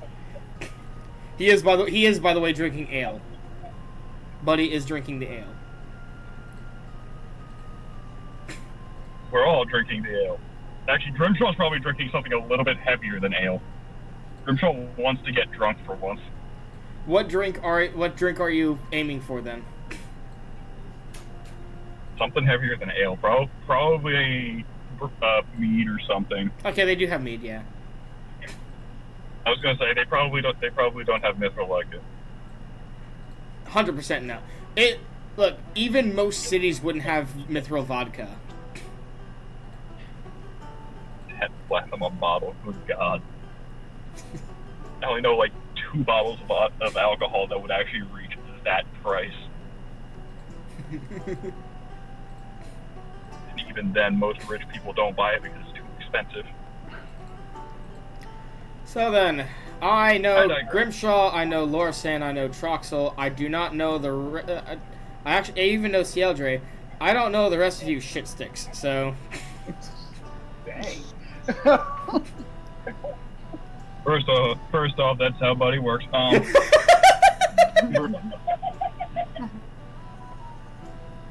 The short one's name is Nordrin. Stop. The shorter one is named Bernard. The shorter one. Bernard is our procurement specialist. So he's a thief. Procurement. Okay. I prefer to use our name. After your second like correction, he says in thieves' cant to Bernard, thief. Thief. I take back. Yes, but we don't say over the table. It gets weird, side-eyed. Come on, guys. Even I'm that smart. He was like, side eye or not, there are some thieves that are legal, so it doesn't really matter too much as long as you are not too repetitive about using them. Finally. How are some thieves legal? Well, not in this region, but there are traveling thieves, and there's a lot of thieves guilds that make deals with the government to either act as kind of like an information network, spy network, scouting certain areas out, different things like that. Even just keeping tabs on people, and in return, they can get away with most crimes so long as it's not too severe. That's where I'm from. Where I'm from. As long as I didn't steal from the wrong people, I get to do whatever I want. Hey, hold on a second. Alright, so he kind of like stares at you for a moment and goes, "You tried to steal from the wrong people to have like that adrenaline boost, didn't you?" Yes.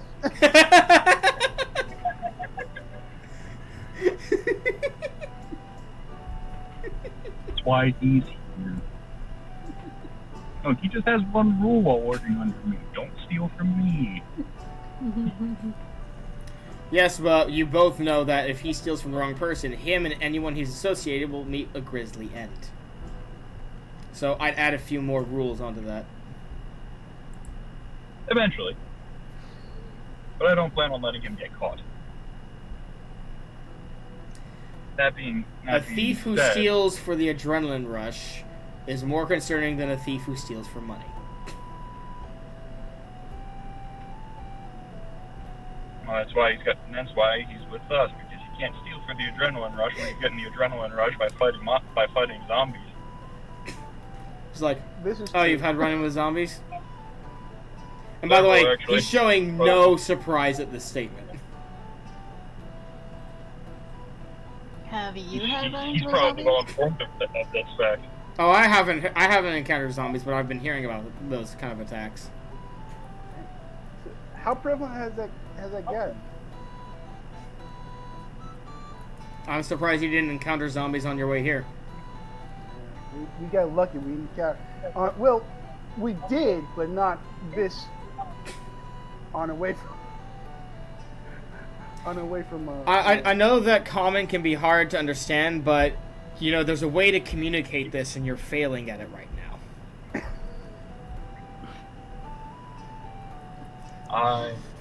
There's all the rest. I salute you, buddy.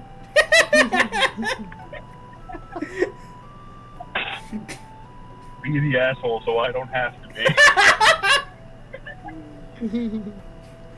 Yeah, you do notice that there is something a little bit off with the buddy. He is a bit more like in a I don't give a shit kind of mindset.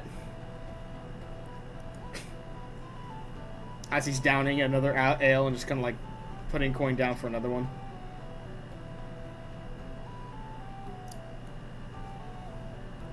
Something happened to you, bud? Oh yes, a lot of monster attacks and being stranded in a town with a thieves guild trying to make some kind of living here even though they have a monopoly on that in this area. While waiting for you guys for the gods know how long. A week or two. Didn't think we were taking that long. I thought you were coming straight here. We got sidetracked. The original plan was to stop at the floating tower, but the floating tower had issues, and then we ran into more issues and more issues as time went on. It's a little bit hard to go straight across, draw a straight line from east to west than what we initially had hoped. Plus, we had passed by our esteemed friend here's home, and he wanted to go visit his family. Lyrian kind of like takes a sip of her milk, and she goes, "Yeah, and before that, they came to my town, helped us out." She's drinking milk. Yeah. How cute. We picked up our little milk drinker here. And he kind of like Buddy looks over at her, and he's like, "Oh yeah, why are you dragging a child around? Not a child. You look like a child." And then we enter the "No, I'm not. Yes, you are. No, I'm not. Yes, you are" arguments.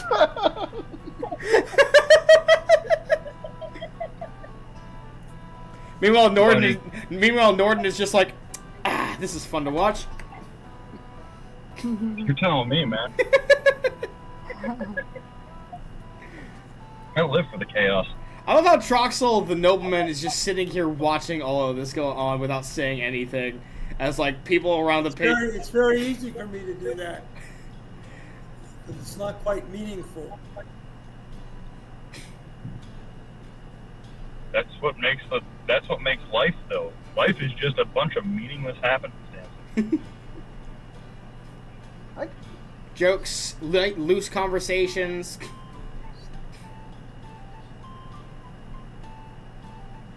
all sorts of stuff. But we're here. Life isn't all... But, you know what? Norden looks over at Troxel and is like, you know life's not all business, right? You can loosen up every now and then. That's true. See? There you go. You understand that. So loosen up. Engage. Come on. Slaps you on the back, going like, come on. Talk to us about something. Add to the conversation. We're here for a good time. And for you, it's not a long time.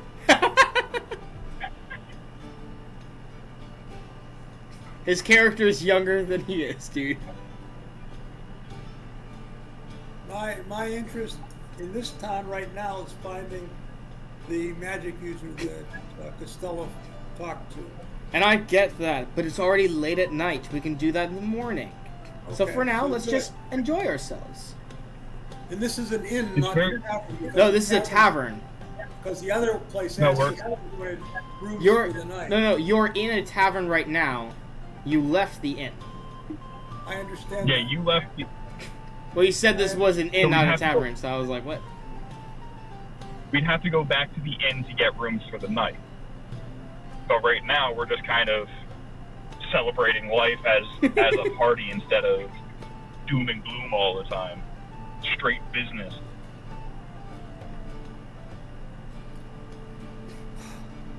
But come on, lighten up. How do you become successful? I don't know. Look, life doesn't have because life is serious. A little tip for being successful. Give yourself a break every now and then. If you don't rest, if you don't enjoy yourself, you're gonna wear yourself out to death. Enjoy yourself, Troxel.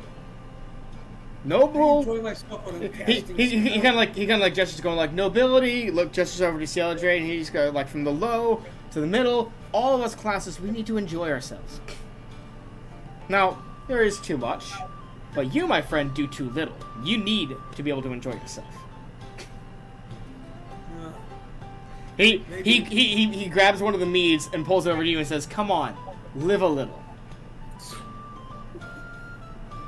You are way too I look at him like he just stole something from me. I'm like, come on, man. Give him an ale at least. I'm pretty sure the ale would knock him on his ass. He looked over at Grimshaw and is like, he has to enjoy yourself, okay? Let him enjoy himself. And he puts in a coin. He's like, here's a payment for another ale or for another mead.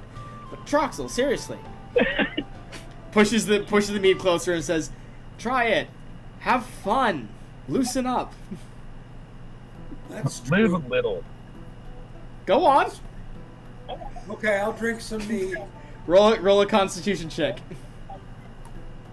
You're Let's way see. too positive. Oh, good. I rolled a 4. 4. Oh no. All right, he is pretty tipsy after that, and Norden looks over at Lorsan and he's like, not positive, social. There was a difference. Whatever you say. Yep, that's right. Go ahead and go back to your gloomy corner, Mr. Grumpy Pants. I'm being realistic.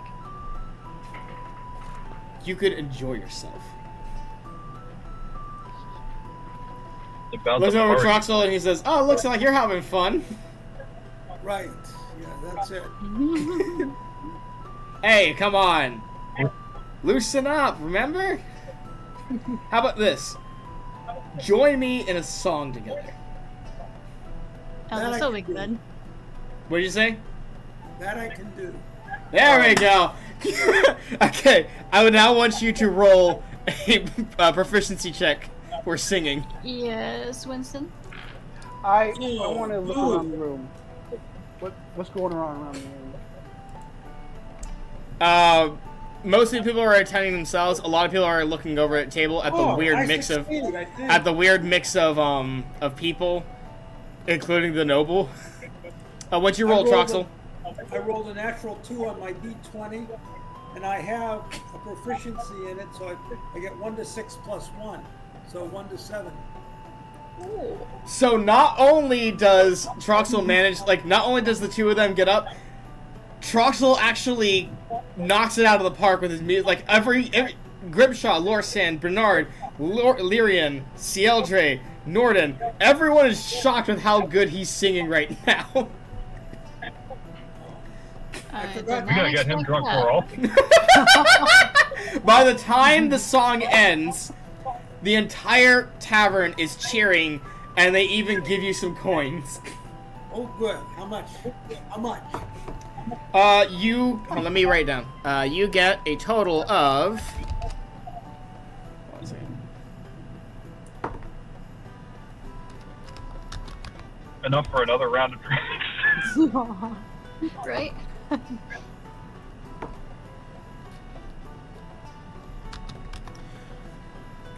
So you get 60 copper pieces and 13 silver pieces. Really? Wow. Yeah. Don't forget, there's a lot of people in this tavern, and not all of them are low class. Like, they have a decent amount of stuff. And remember, you have a And they just professional bard and a noble who just sang very well. So That's good. Okay. I'll take that. That's very I helpful. was gonna say, the noble singing alone would have been worth a couple silver, but I actually that easily paid for like a round for the bar. I actually have a proficiency in travel harp, and I wanted to get a travel harp when I was back in Belmora, but I forgot.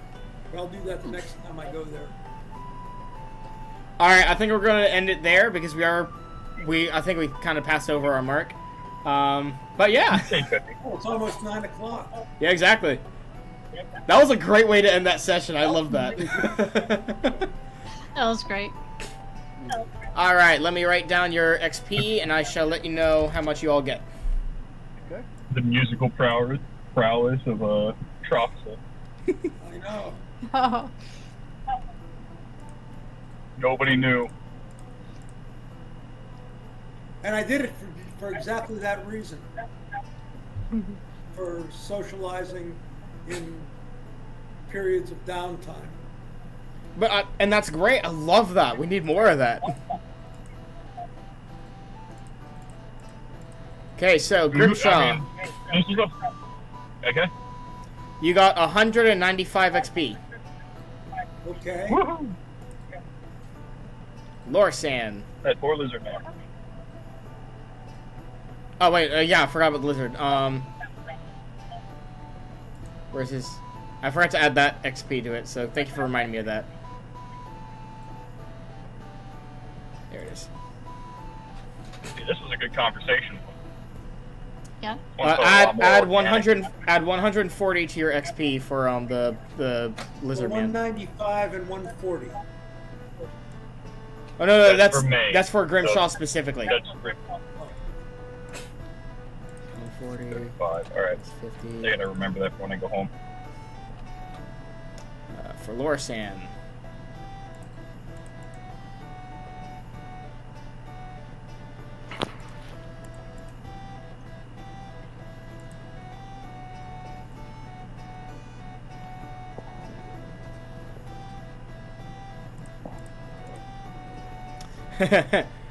Lorsan, you get 295 XP in total.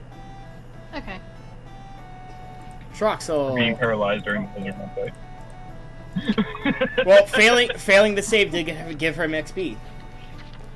Again, every roll you gets you some kind of level of XP. Oh, I know. I was joking around. I promise.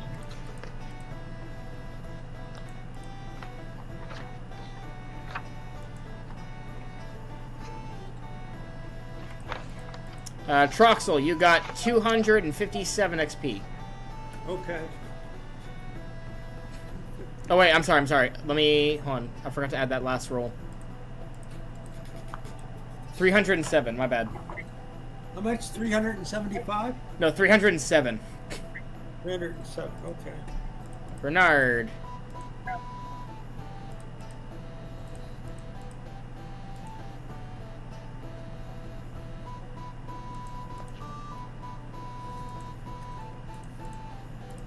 Man, I need 260. Like experience to level up.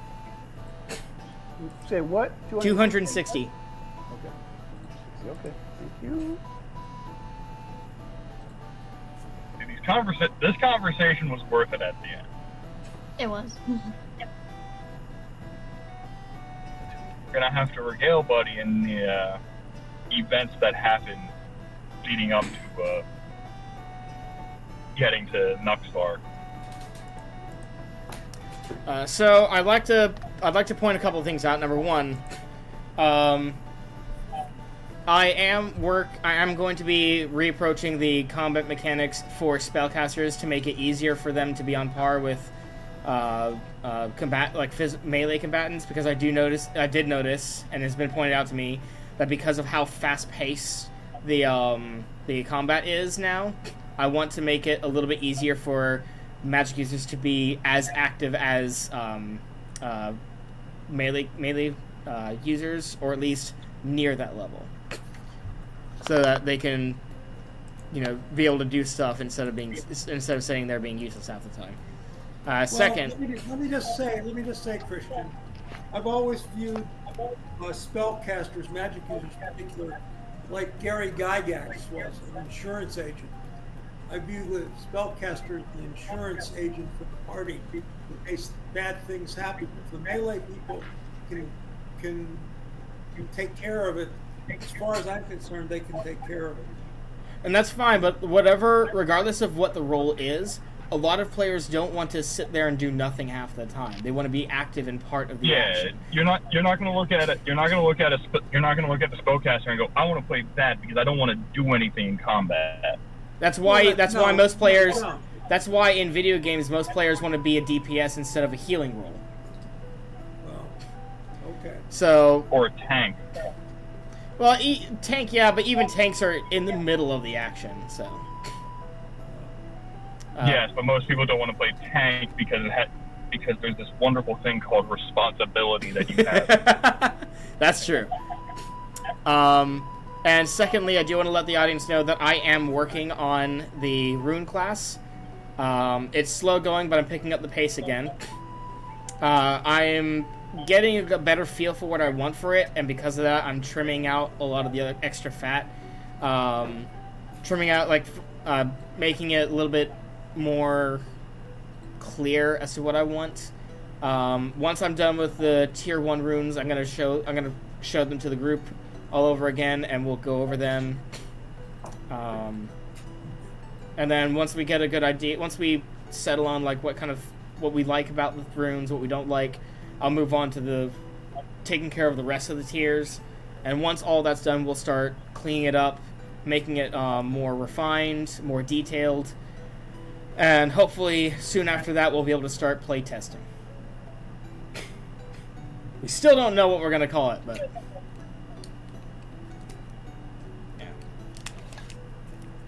Okay, thank you, Christian. It is my Hi, pleasure. everybody. Oh, before we do that, when are we playing again? According to our... right? The 7th. June 7th. Okay. Okie doke. See everybody then. Okie doke. See ya. Have a good Low 2 Potch, weeks. Troxal. See you. Third thing I wanted to ask was, how would you prefer we do the, like, travel between settlements? Do you want to encounter stuff between each settlement every time? Or do you want it to just mostly be, like, fast travel type of shit, like what we did today? I feel like the fast travel kind of takes away from the idea of travel. Like, just be like, all right, you know what? It takes 2 days to go from here to here. Each day has a segment, morning, noon, and night. I think the Roll only dice to time, see what encounters we get for that day. Okay, 2 people were talking at Only once, one Yes, person at you a time. do. So Bernard first? So what I used to do is I used to do a random draw. So I'd roll behind a screen X amount of times, one for each segment of one for each of the first 2 segments, and then twice per night. And during those periods of time, it'd be like, all right, so nothing happens the first day, but but you're attacked by this at night, or something comes into your camp at night. Encounter tables, essentially, is what I call those. Yeah, it's an encounter table, but it doesn't necessarily make it fast travel, but it makes it so the world feels a little bit more organic. Yeah, exactly. That's the way Because I prefer it. I had because, some yeah, I had some complaints of like how Go ahead. meaningless the encounters from Briar Glen to Balmoral felt. So I wanted to address that matter and just see where everyone was. yeah, I kind of I like encountering things on the way. That's kind of like the point. Just, only time you want to do fast travel is if nothing, if we don't encounter anything. But most part, I want that organic feel of just you're going down the road and every once in a while you see something and you pass it. And the thing is during those periods of time, again, like they took 2 days for us to get from Balmoral to Nuxvar, is what you said.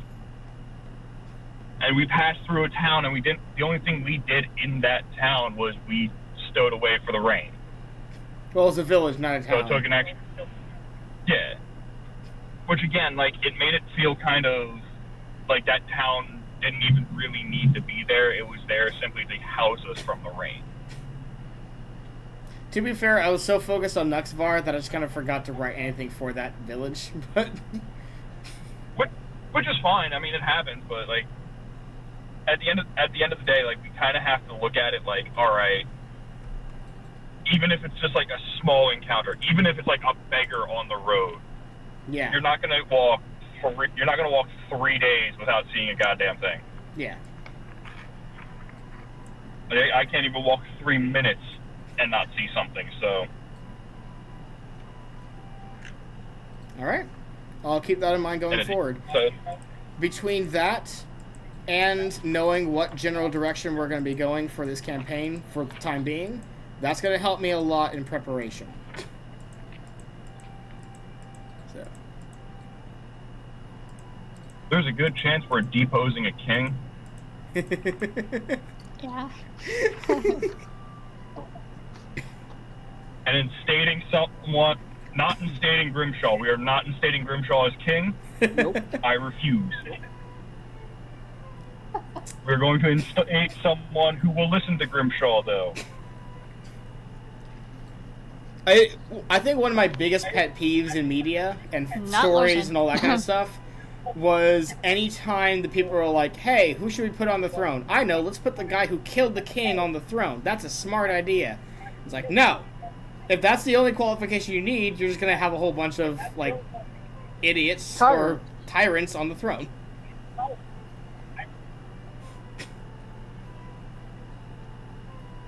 Or 3 kobolds in a trench coat. I mean, in fairness,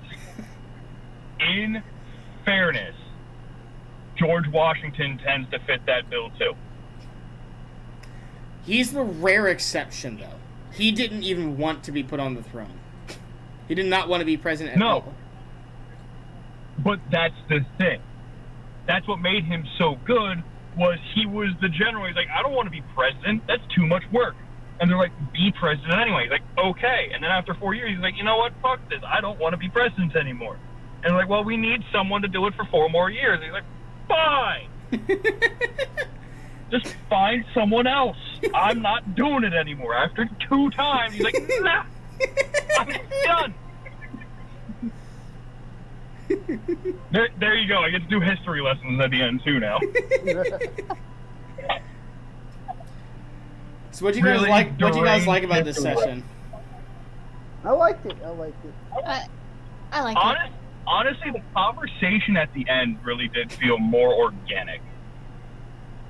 Like, it was less about, like, I just tell him this or he tells him that. It felt like we were actually having a conversation amongst all these people. Yeah. I think the bard being part of the group really helps too.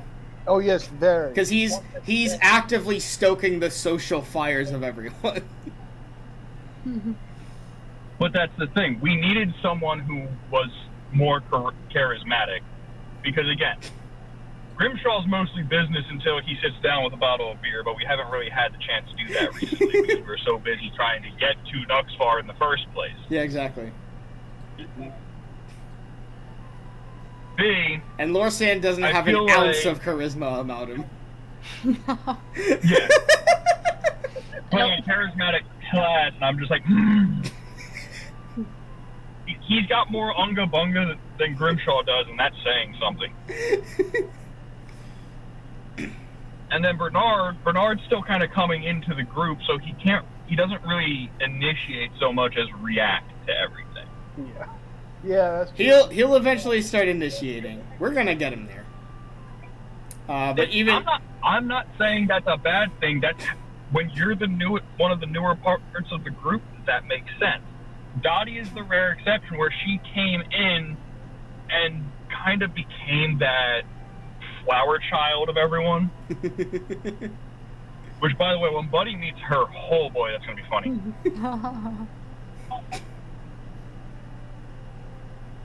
But yeah, we got the whole band back together now. That's good, at least. Yeah. Will Joanna be able to join us next session? I have no idea. I'm gonna have to get in contact with her and find out. She will be home. She'll be back at her place by that point. Okay, good. But she'll also have a goblin with her, so... Hey, no, that's a good thing. Seeing the kid on stream is so adorable. Yes. And her kid is wonderful. Oh, she's I have to say. I agree. It was fun when she started talking to us. That was cute.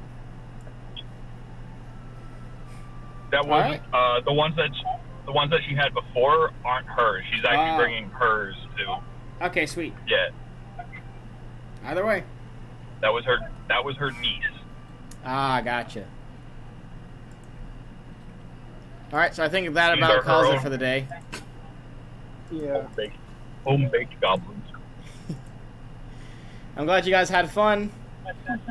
And for those at home, thank you again for watching our stream. It means the world to us. And I know that we don't really have many people watching lately, but as long as we have that one person watching, that's all that counts for me. So thank you. For anyone who's watching this later in the day, come join the Discord. We'll make fun of you. Don't forget to like and subscribe if you like this too, and make sure to hit the notification bell so that you're alerted whenever we do this again. Assuming that we don't have to cancel again. And for those of you who are watching back on these instead of watching the live stream, thank you for choosing to watch this all the way through. We really appreciate that. This is a fun journey that we're having, and I wish that we could spread this more and have a bigger audience, but that'll happen in time. I have confidence in this.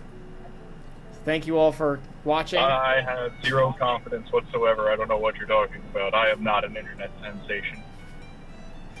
Thank you all for watching. You all have a wonderful day. Lopatch. Bye. Bye, guys. Bye.